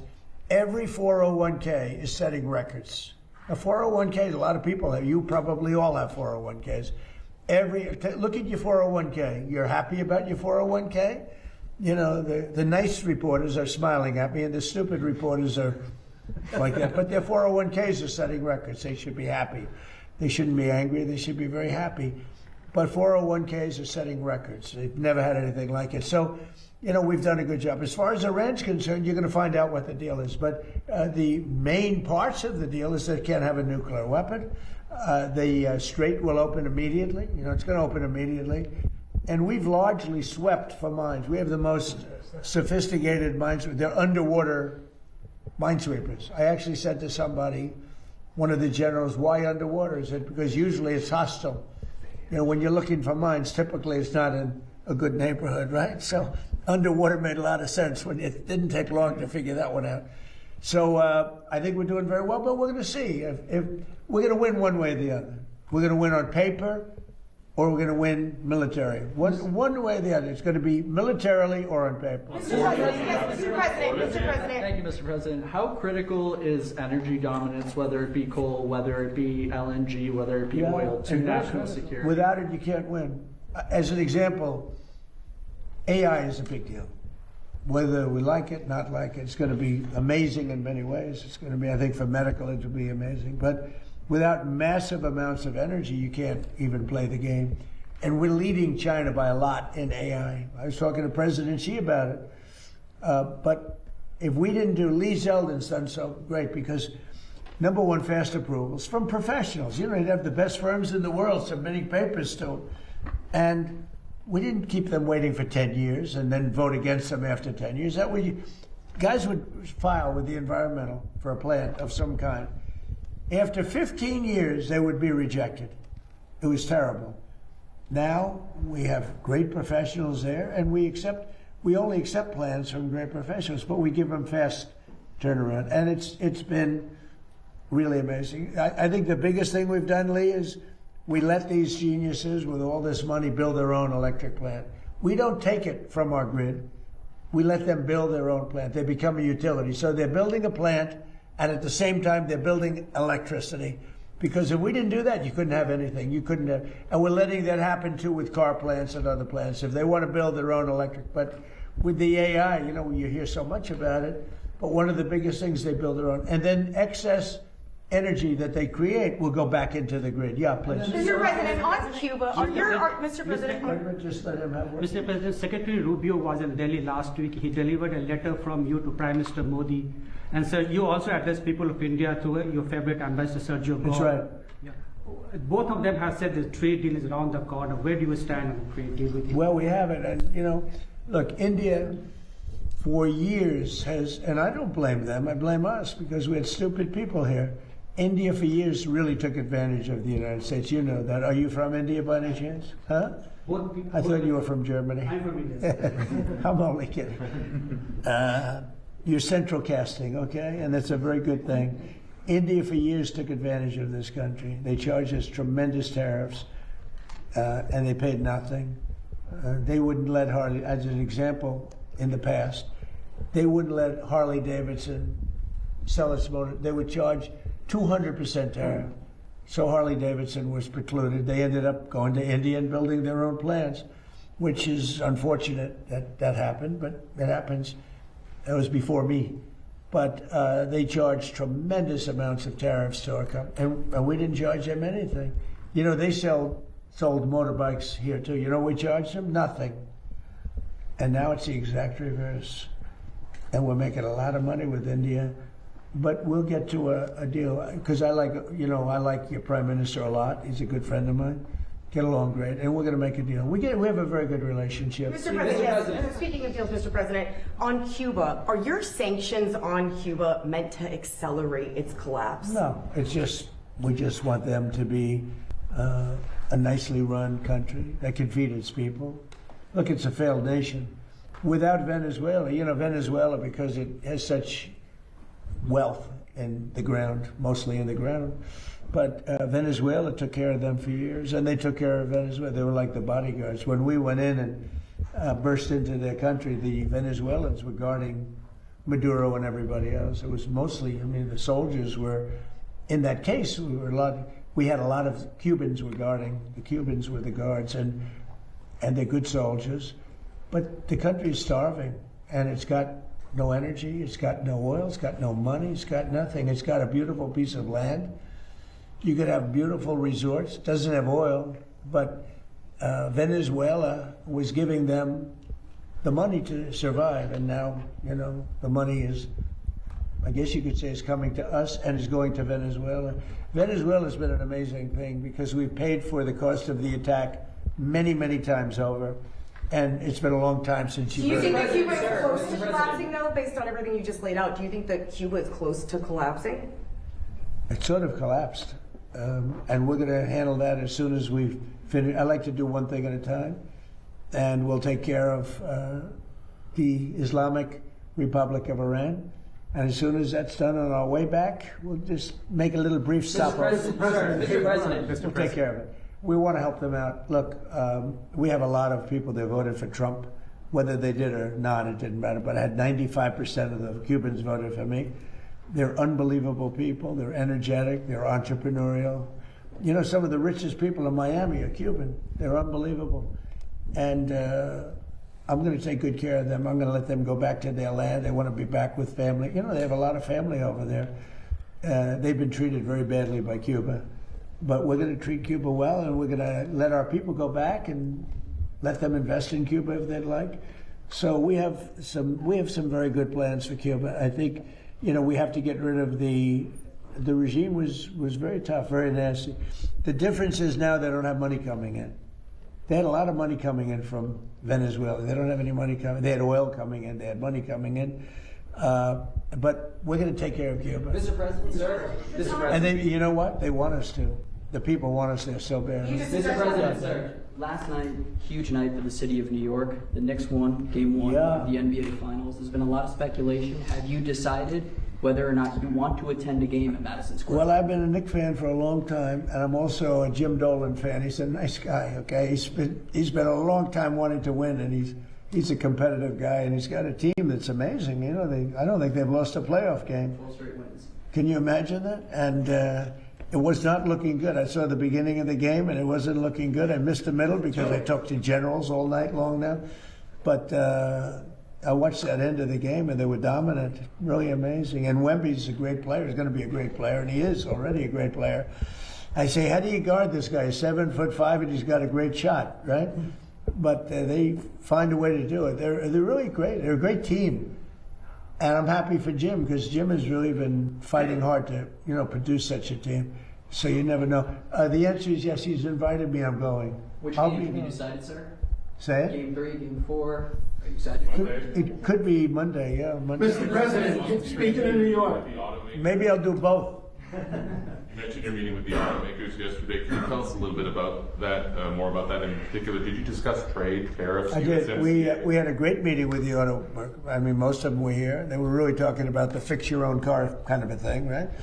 But they're doing very well since I'm in office, because I got rid of a lot of environmental restrictions. That, in fact, you might just tell them a little bit about that, Lee. We made it so much easier for them to build a car. They can build a less expensive car that's much better.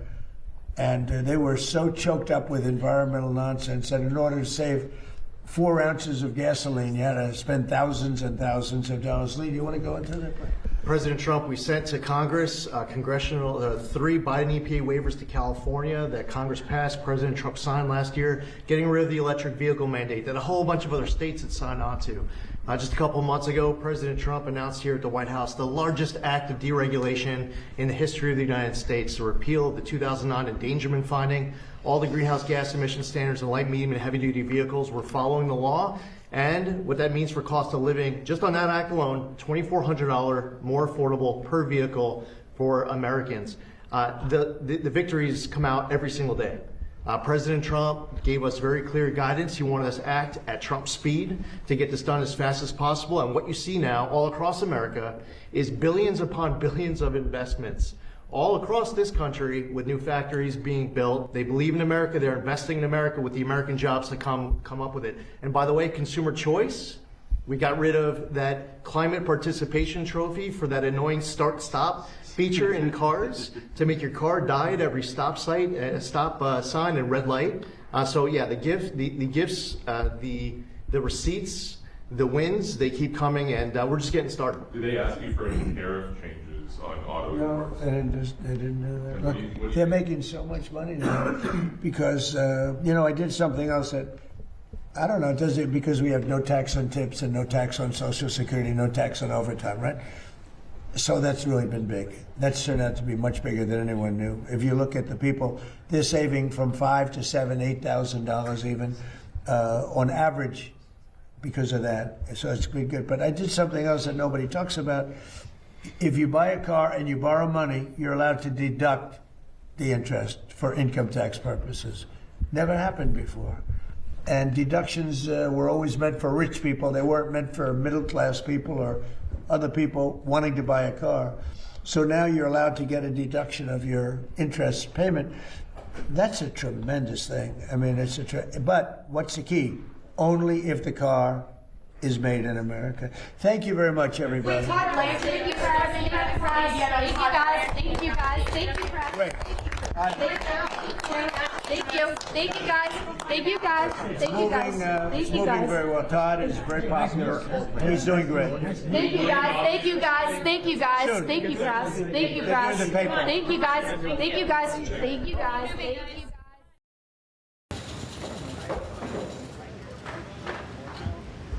A lot of people have been asking to see. We've done a lot of work. We've spent hundreds of millions of dollars already on the ballroom, and it's coming out, I think, incredibly. We have some renderings down of the finished product. It's all knit together. At the top of the ballroom is what they call a drone gallery. We have tremendous amounts of military able to be on the top. It'll be the highest point. It'll be actually higher than this building across. And we'll have site all over Washington, so that's important. But it will be something very special. So if you look up at the top, you'll see some interesting things, and I'll show that to you in a second. You want to grab that, please? I'll show that to you in a second. The facade of the building. There will never be another building like this built. That I can tell. I built a lot of great things, but there will never be anything like this built. And what we have is the roof is dead flat, with absolutely nothing but strength on it. It's very strong steel. It's drone-proof, and it's meant for our military to be able to stay on it. You get a view of Washington. Also, for the drone building capacity, some of that takes place right down here. You can see the very large piping and the other things. It's a very complex building. It's all knit together. The roof goes with the ground floor goes with the roof. The roof also goes down into the basement. Everything is connected, intertwined. Elevators, heating, air conditioning. It's one building. That's why we're trying to explain that. This is one well-knit building. One thing doesn't work without the other. Very importantly, though, in terms of the beauty, probably the closest thing to this would be the U.S. Supreme Court, the facade of the U.S. Supreme Court. So here's a couple of things you can look at. How are you? There will never be another thing like this, I don't believe, built from a cost standpoint. This is all my money and donors' money. This is tax-free. So everyone's talking about they're going to give money, they're going to give money. But the money they're going to give is really for the security of that and the whole White House premise. And I guess you probably need that nowadays. We've done the fencing on the outside of the White House. It's all titanium. You see the black fencing. That's been just done recently, and it was approved originally by me, and it's been completed, and it's very powerful, very powerful. A tractor, a bulldozer cannot knock it over. It goes down deep, and it's titanium, which is the strongest of all of the metals, much stronger than steel, as an example. The ballroom is all, it's going to be a tremendous thing. As an example, what happened a couple of weeks ago at the White House Correspondents' Center could not happen here. One thing that we have is we don't have people living above it. We don't want that. That's no good. They have 1,000 units above it with the elevator coming right down next to where the convention or whatever it may be is. So this is a room that's been wanted for 150 years by presidents. We have no room to have an event. The only way you can have an event is if you build a tent on the lawn, and the tent would not do the job. And by the way, if it rains here, because this is built on a wetland, the lawn is impossible to deal with. The water goes over everybody's shoes. It literally goes over the shoes. So, and they've had a lot of catastrophes with the tent. So we have this, and if you take a look at this section, this is the different facade. So this is a Greek, more or less. It comes out of Greece.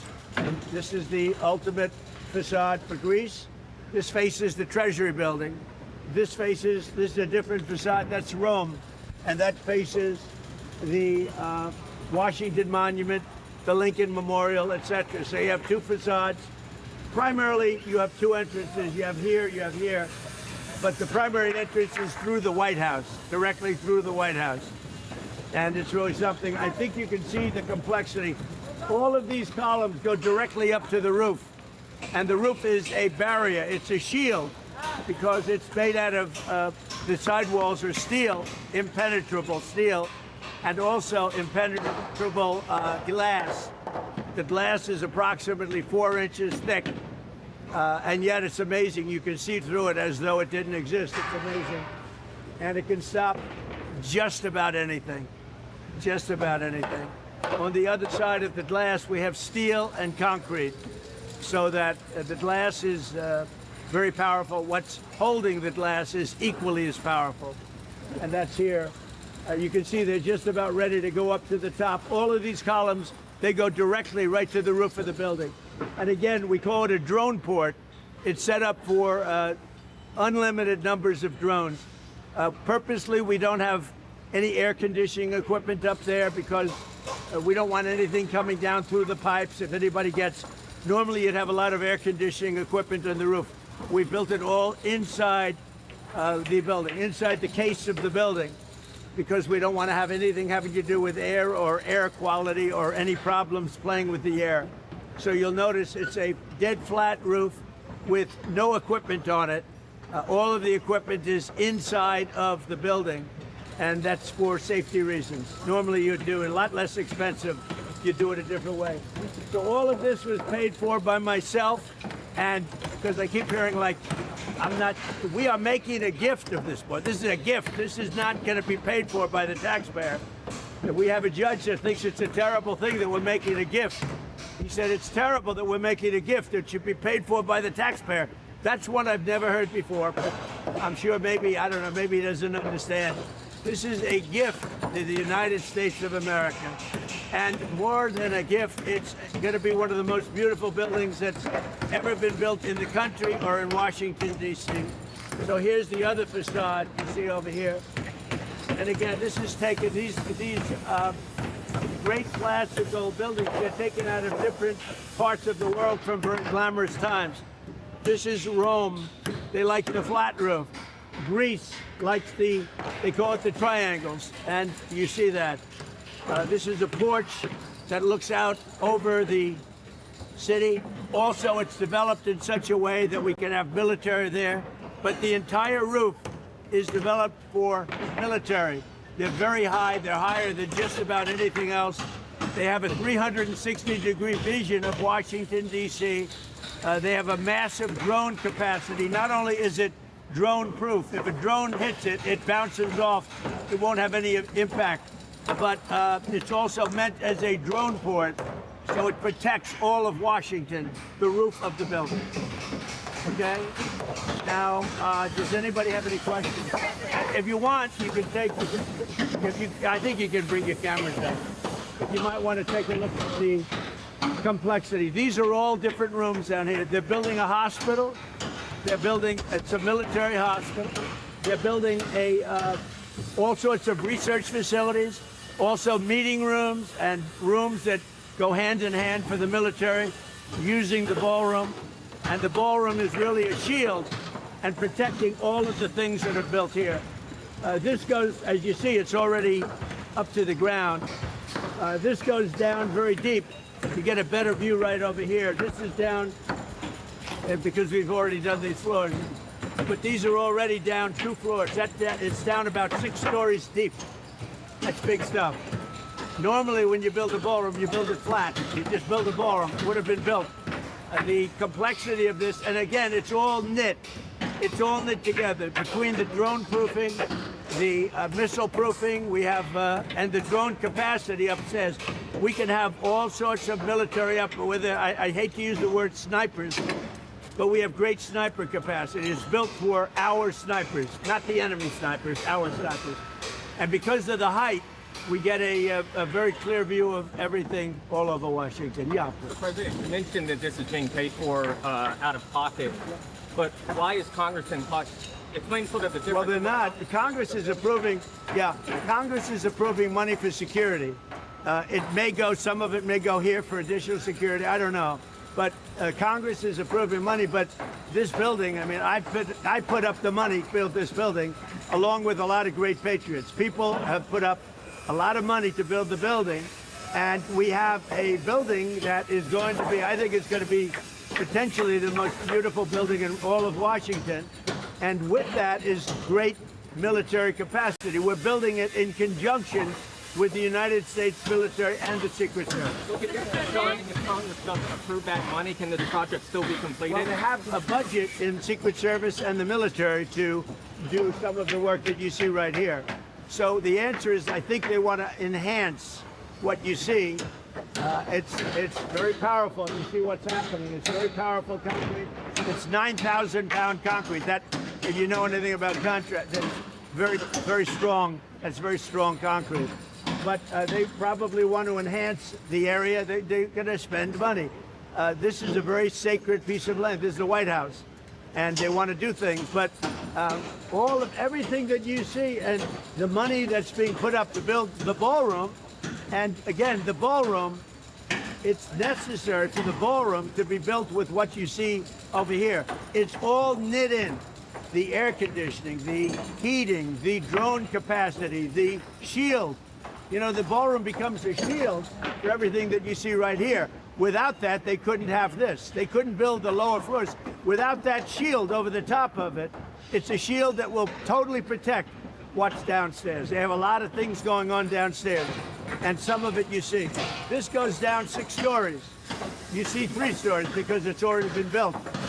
This will be, very shortly, this will be in the form of, the roof goes along this lines. Basically, it goes outside. You see where the wood is. You're going outside of that line, and then it goes straight up. And it's all protection, and everything's together. You can't build one without the other. And what we have is we have the safest building ever built, in my opinion. You can have, and you know, the other thing is, when we're right on budget, we're right on plan. The only budget change would be that we doubled the size at the request of the military. We doubled the size, but we're right on budget, right on plan. And originally we were going to build a much smaller room, and it wouldn't have done the job. It just wouldn't have done the job. You have too many events. Like if we have President Xi coming here, we have no place to put him. We had the King and the Queen the other day, and we had 1,000 people wanted, and we ended up having 100 people sitting in a very small room. So they've been after this for a long time, but maybe more important is the safety element. This is a shield. It protects everything that's inside, everything that's on top. And you know, obviously the White House was built in 1792. You know, it's awfully hard to do that kind of a capacity that we've done here. So this will give future presidents, but you have to understand, when this is finished, my term ends shortly after that. This is really for other presidents. This is not for me. This is my gift to the United States of America. I'm going to be able to use it very little, because when it's finished, we're talking about 6 or 7 months. But it will be used for hopefully hundreds of years for other presidents. And there will never be anything like this built again. There'll never be a room built like with the safety. As an example, if we had the White House Correspondents' Dinner here, would have been no problem.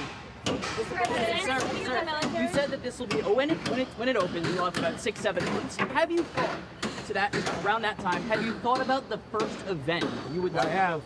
I have. I better not tell you about that, Daniel. But yeah, we have. Everybody wants to be here for the first event. We're talking about heads of nation, so we have some very special places that it could happen for them. You know, we had literally, if the King and Queen were, you know, we had this finished, we would have had an event that would have been 10 times the size. I mean, we literally were in a little room in the White House.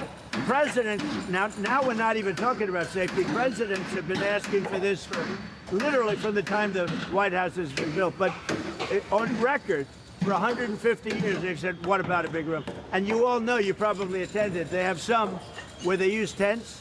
If it rains, it's a disaster. You mentioned that this is going to be a gift for America, for future presidents and the country. What's your hope for America? We will have to have a safe country. We have to have a great country. We have to make sure that Iran doesn't get a nuclear weapon. All of the things that you see me fighting for so hard. And it's always tough. You know, we're negotiating with Iran, and then you have the Democrats, I call them the Democrats, putting in a bill that Trump should immediately stop. You know how it is to negotiate with a country where you're beating them badly? They come to the table, they're begging to make a deal, because they're begging to make a deal. I hope we don't have to do the war, but we may have to give them another big hit. We may have to give them another big hit. I'm not sure yet. You'll know very soon. But how do you feel when you're negotiating, you're winning every point, and they say, but in Washington, they want to stop you from negotiating. They want to stop you. And it's only political. It's the Democrats. They're dumb. It's a new name. It's a very accurate name. So I'm in the middle of a negotiation. I'm saying you cannot have a nuclear weapon. And it comes over the wire that the Democrats want to stop Trump from further negotiations. They want to stop Trump from, if he has to, giving them another slap. They want to have a nuclear weapon to blow up the Middle East and to blow up, frankly, the world. It's not going to happen. Mr. President, Nice to see you, by the way. Mr. President, Good how job. close were you to striking Iran? You said I was an hour away. We were all set to go. You're talking about yesterday. Yes. We were going to be striking it would have been happening right now. Yeah, it's all done. The boats, the ships are all loaded. They're loaded to the brim. And we're all set to start. What specifically did Gulf nations tell you that convinced you to? They said that they feel they've had for the first time in almost 47 years. You know, Iran's been the bully of the Middle East for 47 years. I mean, literally the bully of the Middle East. And they're nasty, very nasty, very dangerous. They wanted a nuclear weapon. Had I not terminated Barack Hussein Obama's Iran nuclear deal, had I not terminated it, see, that's the wind. That can't happen with the real structure. On Cuba, what do you want to see from Cuba or would take the option of military action? You're talking about Cuba? Well, we're going to see. Look, Cuba is calling us. They need help. Look, Cuba is a failed nation. Cuba needs help. And we'll do that. Just hold them, darling. Yeah, it's like an exercise game for us. Give that to me. I'll hold it. I'll hold it. Yeah. It's so beautiful. See, I look so thin. They'll say, oh, he's gotten so thin because I'm holding this. You don't have to look at my waist. You can look at this. You saw enough of my waist along with President Xi. Are you confident that you can reach a diplomatic deal With Cuba? I think so. Yeah, I think so. I am very prone toward the Cuban Americans. They've been incredible people. Many of them have lost family members. They've been very badly hurt themselves. They've been in prison. They've come to this country and they've been very successful. The Cuban American people in Miami, I mean, they are amazing people. Most of them are in Miami, in Florida, but mostly in Miami. I'm very, very prone to helping them. I mean, I think I got 97% of that vote. I want to help them. Now, they have family members in Cuba. They've been treated very, very badly. They've been treated extremely badly, and we're going to get that solved. That's not going to be hard for us to solve. But you can do that without changing the regime there, you believe? Well, I don't know about changing the regime. I can do that, whether you change the regime or not. You know, it's been a rough regime.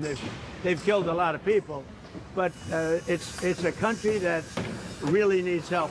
It has nothing. They can't turn on the lights. They can't eat. We don't want to see that. Mr. President, how much notice did the Gulf nations have?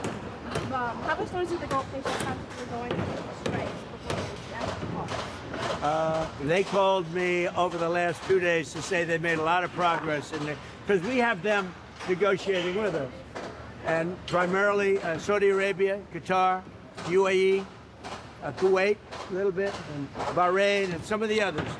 And we have them negotiating with them. We're all working together. It's like a team. And Israel, of course, and Israel's been a great partner. And so we are negotiating together. I got a call from numerous of these people. They know the people in Iran. Don't forget, when you talk about regime change, I think it's the ultimate regime change because the first level and the second level are no longer with us. They're someplace, but they're no longer with us. So we have real regime change. But I got a call yesterday, sir, could you wait? We think we're close to a deal. And that's okay. Now, I've heard it before with these people, and they change their mind. I made deals with them, no nuclear. We immediately get the nuclear dust. And they said, you're the only one can get it because the bombers did such an unbelievable job that the mountain literally collapsed on top of it. They said us, and they thought China would be the only two countries that could even get it. But I think it's important to get it, maybe psychologically more than anything else. How long did the Gulf nations know? How long did they know that you were planning to attack the Gulf nations? They knew I was getting ready to attack. I didn't tell them. I never tell anybody when. You're in constant contact. I never tell anybody when, but they knew that we were very close. I would say I was an hour away from making the decision to go today. And we would probably not be talking about a beautiful ballroom today. We'd be talking about that. And I had made the decision. So they called up, they had heard I made the decision. They said, sir, could you give us a couple of more days? Because we think they're being reasonable. How long does it take for Iran to come? Well, I mean, I'm saying 2 or 3 days, maybe Friday, Saturday, Sunday, something, maybe early next week, a limited period of time. because we can't let them have a nuclear weapon. If they had a nuclear weapon, they would start with Israel. They would blow it up, and they would blow it up fast, but they'd blow it up. And I'll tell you what, they'd go after Saudi Arabia, they'd go after Kuwait, they'd go after UAE, they'd go after Qatar, they'd go after, I think they go after the entire Middle East, and it would be a whole different negotiation. It would not be, it would be nuclear holocaust. And there's no question in my mind that they'd use it. There's no question. And I deal with these people. They're extremely radicalized. These are not people like when I deal with you. You're a very nice guy. These are people that are seriously radicalized. They would use it. The only question, would it be the first minute, the first hour, or the first day? Going to pause at such times. Does there come a point soon where you're no longer going to be I'm not doing this politically. I'm doing, look, everyone tells me it's unpopular, but I think it's very popular. When they hear that it's having to do with nuclear weapons, weapons that could take out Los Angeles, could take out major cities very quick. When they hear that, you know, when they're explaining, I'll tell you what, when we explain it to people, I don't really have enough time to explain to people. I'm too busy getting it done. When they understand, I think it's frankly very popular, but whether it's popular or not popular, I have to do it. Because I'm not going to let the world be blown up on my watch. It's not going to happen. Thomas Massie and your endorsed candidate. Yeah. Do you think your candidate can beat him? And Well, what are you seeing? yeah, Thomas Massie's a terrible congressman. He's been a terrible congressman from day one.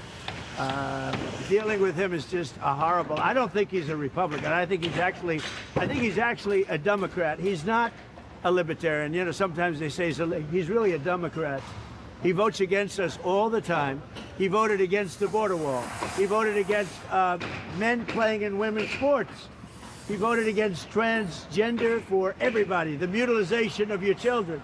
He voted against, again, open borders. We have the best border we've ever had right now. Nobody's coming in. I mean, a report just came out. In the last 11 months, literally nobody has been allowed into our country illegally. We're taking people legally. They go through a process. But nobody's come into our country. But we've taken out hundreds of thousands of people. We had 11,888 murders. Many of these murders allowed into our country from prisons. They were in prisons. Many of these people killed more than one. More than 50% killed more than one person. This was gross malfeasance. This was on behalf of the Biden administration. I don't know Biden because I don't think he knew he was alive. But Kamala, was the border czar. She never called, not one time, she never called the Border Patrol. She never called ICE. She never called law enforcement. She never went to the border. Think of it. I used to call every single day. And that's recently. Now I call less. We have nobody coming through. We had caravans coming through with tens of thousands of people pouring into our country. We had no idea who they were. We would have been, I'll tell you what, our country would have been destroyed. If they won this election, our country would have been, we have now the hottest country anywhere in the world. If they had won the election, our country would have been destroyed. Our country was a dead country 2 years ago, and now we have really the hottest country in the world. And this is the ballroom, and it's going to be something incredible. You see the quality of it, and they go right, those columns go right into the roof. And on top of the roof, we're going to have the greatest drone empire that you've ever seen, and it's going to protect Washington. Thank you all very much. We have a little breakfast for you. Really? Yeah. Where is the breakfast? I'd have it. Where is it? Oh, it's right over here. We have a little bit of a breakfast for you. I figured I'd be nice to you for a change. We dedicate to thousands of people gathered there. It was great. This past Sunday. Yeah. You spoke by I did. video. Scripture. Scripture. Wanted to see that happen, and are you pleased with the turnout? Well, I think that it was great. Thousands of people showed up, and it was a beautiful, beautiful day. I did Scripture. You think it's easy to read Scripture? It's not easy to read Scripture. That's a whole different ball game. That's not like reading a speech, we will build the wall. This is a whole different deal, but I did it proudly, and I guess it was broadcast. We had tremendous crowds. I think religion's very important for a country. I think having this country was built largely on religion. If you look, it was built so. And when you have strong religion, you have less crime. It's just a fact. You know, whatever it may be, it's like, gee, I want to go to heaven, so I'm not going to do this or that. Who knows? But we have a country that was based on religion, and I'm very proud of that. And if you look and you see all of the polling, I mean, polling is so fake. But on this, it's not fake. Religion is really going up in the last year. And during the time, I mean, really during the time I first got elected in 2016, it's a much different thing. I'm very proud of that. Religion is a good thing. Christianity, it's a great thing for our country. I mean, so many of the things that we've done, the successes that we've had have been based on Christianity and religion. So I'm very proud of that.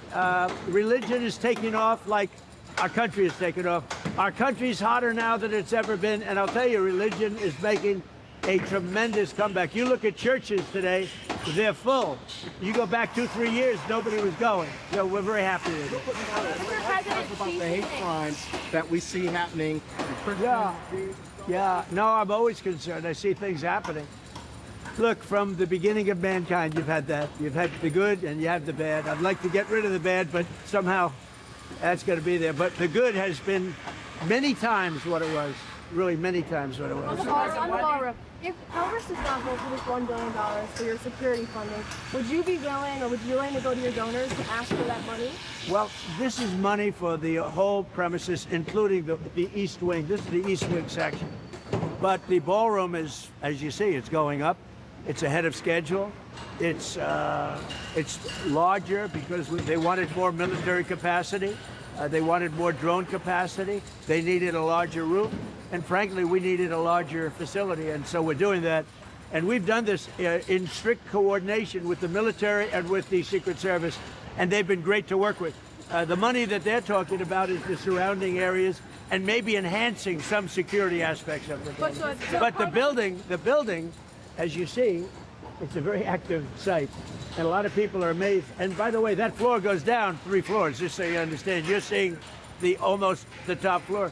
That floor goes down 3 floors, and there are many things in there having to do with security. And many of those things are going to be taken from there and put onto the roof of the building. And that has to do with drone and missile capacity. A lot of presidents have done renovations to the White House, to all these things. Why do you think people are so mad about your renovations? Because I'm doing it. The Meridian Hill Park, you got the water flowing in, all of it, and they just seem to hate you. Well, it's a sad thing, actually.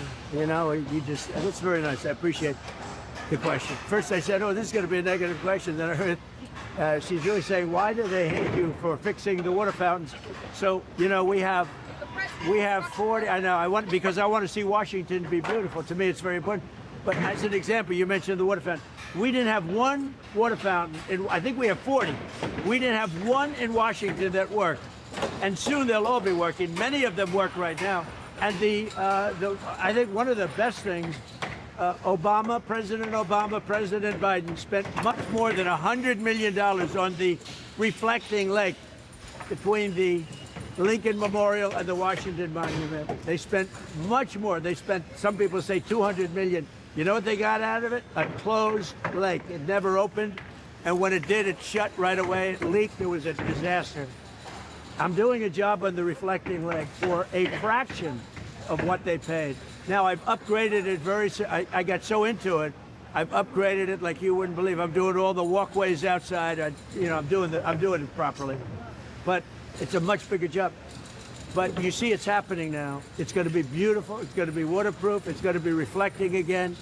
I took over a dirty, filthy thing that wasn't open, and it was disgusting. And friends of mine would come to the Lincoln or the Washington and they'd say, sir, it's disgusting. I said, what's disgusting? The reflecting lake. So I drove down, I looked with Secretary Burgum, who's fantastic, of Interior. He's fantastic. And we got together and we have, it's under construction right now. I want to get it open before July 4th, which we'll easily be able to do. It'll be open before that, but easily be able to do, the July 4th being a very special day. And it is going to be beautiful. Beautiful blue color, dark blue color. It's very reflective. I put a thing out yesterday showing the reflection. We did a little test. We wanted to see. It's unbelievable. It's like a mirror. Well, it's like a mirror. It's beautiful. And I saw there was guys out there, Yeah. almost like, are they hand painting it? Is Here, that how they're doing, yeah, well, they're fixing the stone outside, and they're sandblasting the stone. We're doing a much bigger job than we wanted to do. But think of it. Obama and Biden spent over $100 million, and you know what they got? Nothing. They opened it up, and it leaked like a sieve, and they closed it, and it stayed closed. They've been working on it for years. I've been working on this for a couple of months. When it's finished, it's going to be incredible. But we have other fountains, beautiful fountains. They haven't worked in 30 years.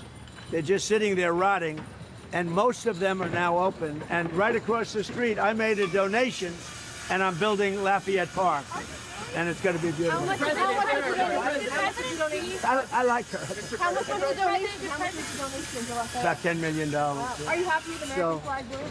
Well, I put up the American flag. No, the American blue. Are you happy? I think so. I mean, I'll let you know. I wanted a lighter color blue. The person that really knows this stuff said, no, dark is much better. You don't see the leaves, and you don't, things will get in there. But most importantly, the dark reflects much better. Mr. President, he asked you. Claiming so desperately that MAGA's divided. Well, I think it's the strongest it's ever been. You take a look at what happened in Louisiana 2 nights ago with a certain senator that was very disloyal to me and to the Republican Party. He's not even allowed to run for office. We have another big race. This guy Massey is terrible. Let's see what happens. It's not easy beating incumbents, but we have a great guy running against Massey. Massey's a terrible, I think the worst congressman the Republican Party's ever had. That'll be tonight. That'll be good television. And we'll see what happens there. But I think MAGA's never been more together, actually. And I'm going to be making an endorsement today in Texas. I'm going to be putting out an endorsement in a little while in Texas, the great state. I won Texas all 6 times, meaning primaries and the race. And I got the highest vote in the history of Texas. And I love Texas. But I'm going to be making a endorsement at about 12:30, 1 o'clock today for the big race, the Senate race in Texas. And I hope you find it good. So I do think, I appreciate the question, because even CNN, they did a poll 2-3 weeks ago. They said Trump is at 100%. That's Harry Endon. I like Harry Endon. He's got a lot of energy. I like him. But he did a poll, and he's a good pro. And he gives the good and the bad. But I think he's an honorable guy, because we get a lot of good. He predicted I was going to do great with the Muslims in Michigan and win Michigan, and I did. I did good, and I won Michigan by a lot. He made a lot of good predictions, but he did a poll 2 weeks ago that said Trump is, this is up. You can check 100% popularity with MAGA. MAGA is most of the Republican Party. The rhinos are gone to a large extent. A few of them are still left, so hopefully we get rid of one tonight in the form of Tom Massey, who's horrible. But no, it's been amazing. But I'll be making a statement in a little while as to who I'm endorsing in Texas for the Senate. And there are those that say whoever I endorse is going to win. I don't know if that's true, but historically that's absolutely true. I just don't like to say it because I don't like to brag. What helped you make up your mind? Well, I've had my mind made up for a long time, but I just think it's going to be, I just think it's appropriate. Mr. President, I have a question. There's reports that President Xi told you during your meeting that perhaps Russian President Vladimir Putin would come to regret invading Ukraine. Did he say that to you? No, I never said that. Mr. President, you mentioned that the ballroom was your gift to the country. It's a gift. It's a gift from me and from incredible, successful companies and patriots. And they put up close to $400 million. And you see what's happening, and it's beautiful. And again, it's ahead of schedule, unlike the Fed building. Think of it. This building at $400 million, the Fed building at $4 billion, and it's a tiny little project by comparison. And you spend a lot of time renovating the White House, the Rose Garden, the colonnade. I do. Putting up the American flag, those flagpoles on each side. Why was this so important for you to be part of your legacy? Well, this is the most important because number one, security, and number two, it was so needed just on a social basis for presidents. And again, I'll be here for a very short period of time when this opens. I'll be here for a very short period of time. This is really being built for other presidents. It's not being built for me. And I'm a really good builder. The thing I do best in life is build. I'm a great builder, and I build beautiful product. There will never be anything like this. I always admired the facade of the Supreme Court. I said, I wonder if that can be duplicated or bettered, even not to say bettered, but even bettered. And we've actually bettered it. What we're doing is something that you'll never see it again. Mr. President, one more on Iran, if I may. When you were having your discussions with the regional partners, the regional leaders, did they express to you any concern about Iran's ability to still retaliate in the event of U.S.? They have a little ability. Their missiles are 82% gone, we estimate. Their capacity to build is very little right now because we hit all of their manufacturing areas. Same thing with drones, largely gone, but they still have a little capacity. Yeah, not much, but they have a little. Their Navy is completely gone. Their Air Force is completely gone. President Xi has promised me that he's not sending any weapons to Iran. That's a beautiful promise. I take him at his word. I appreciated it. We had an amazing time in China. Look, we got along very well before this, but President Xi and I had really an amazing time. I think he'd say the same thing, but he promised that he's not sending any weapons. And if you think about it, he gets 40% of his oil. He's not sending oil boats in, tankers in with 20 destroyers alongside of him. No, he wants it. He does want it open, like me. I want it open, and we'll get it open. But Iran has used the Straits as a military weapon for 47 years, really much more than that.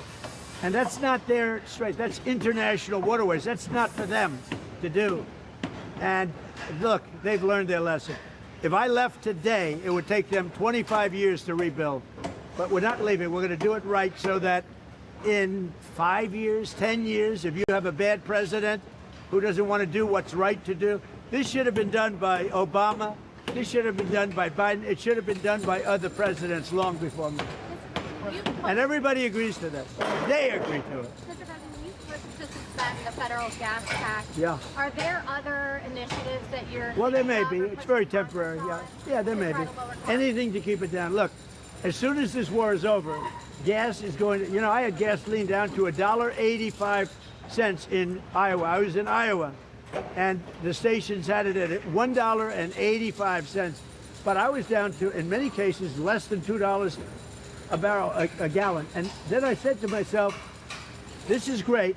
We just hit a new high in the stock market. Everything's going good. I'm sorry, but we have to go down and take a little journey down to, we have to do something with Iran. We cannot let them have a nuclear weapon. You want to see the world exploded? You want to see a problem? And this is peanuts. And I appreciate everybody putting up with it for a little while. It won't be much longer. But you're going to have, and frankly, there is so much oil out there. One of the things that is happening is these big ships are coming up to Texas, Louisiana, and Alaska, and they're loading up. But I don't even think about that. What I think about is you can't let Iran have a nuclear weapon, and they won't have a nuclear weapon, and they fully understand it. Mr. President, I once asked you, how do you heal the divide in America? And it's been some time ago, it was during your first term, and you told me success will bring it back. Success. Based on that, why do you continue to do what you do, knowing that so many people are criticizing it? At the same time, you get up every day and try to bring that success. Well, you have some people disagree with, like, the Iran thing. To me, it's no question. To me, you have to have borders. You have to have walls, and you have to let people in legally, but you have to have borders. Some people think you don't have borders. You should let anybody, murderers, drug dealers, you should let them in. So there is some, but I said to you once, I remember it, the greatest healer of our country, when we had, just before COVID, we were so successful. We had the best economy we've ever had in my first term. This term is going to blow it away, I think, and you see all the numbers. Even during the war, we have the highest stock market we've ever had. I thought the market would go down 25%. And I was okay with that, to get rid of a nuclear potential holocaust. Would have been a nuclear holocaust. So going down 25% is okay if you're going to get rid of a nuclear holocaust. So most people agree with me. When I'm with people and they, let's say, oh, gee, why do... And I say, here's the problem. Is it okay for Iran? And they are very volatile people. I'm being nice. is it okay for Iran to have a nuclear weapon? Everybody says no. I said, then we have nothing further to discuss. You know, it's like one of those things. And they will never have a nuclear weapon, not going to happen, and probably that's going to be very soon. So one way or the other, whether it's military or an agreement, that'll start opening up very soon. Mr. President, why did you wait so long to endorse in the Texas primary? Especially because now both of their names are going to be on the ballot. No, I waited. I've pretty much always known who I was going to endorse, but I just thought this was a good time. You know, the voting's starting, and I thought this was a good time. I'm going to be doing that very shortly. Mr. President, have you put any thought into potentially endorsing someone to run against J.B. Pritzker, like Darren Bailey or... Well, I like Darren Bailey. J.B. Pritzker's a slob of a governor. You know, he could call me and I'd send the National Guard in Chicago, would have no crime. Look at Washington, D.C. Did you see the crime stats? It's down to like nothing. People go to restaurants now, new restaurants. Restaurants are all being closed in Washington. Now they're building new restaurants. It's a hot city. We have a beautiful city. We have very little crime, almost no crime. And we could have the same thing in Chicago. All he'd have to do is say, President, I don't want to have any crime in Chicago. Can you help me? Within 3 months, Chicago would be a different place. Mr. President. What can I say? He's so bad. He's so bad. Mr. President, you're going to Lawler's. I talked about making health care more affordable. Right. You've done that. And you made a major announcement yesterday with That was a big announcement. Got no coverage. I reduced drug prices by 50, 60, 70, 80%, and it gets no coverage. I think it's maybe, other than medical itself, like a cure, I think it's the biggest thing to happen in healthcare ever, maybe.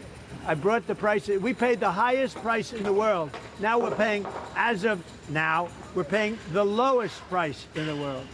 Prices of drugs have gone down 70, 80, 90%. For 28 years, they never went down. In my administration, I got it down 1/8 of 1%, and I thought it was great. The first time, the only time in 28 years that it went down. Now I got them down 50, 60, 70, and even 80%. And that has a huge impact on healthcare. Listen, go have breakfast. Have a good time. Thank you, Mr. Have breakfast. Enjoy your sight. You can shoot down there, but it is those. The next time you come here, those columns will be standing even taller. How long did it take to design the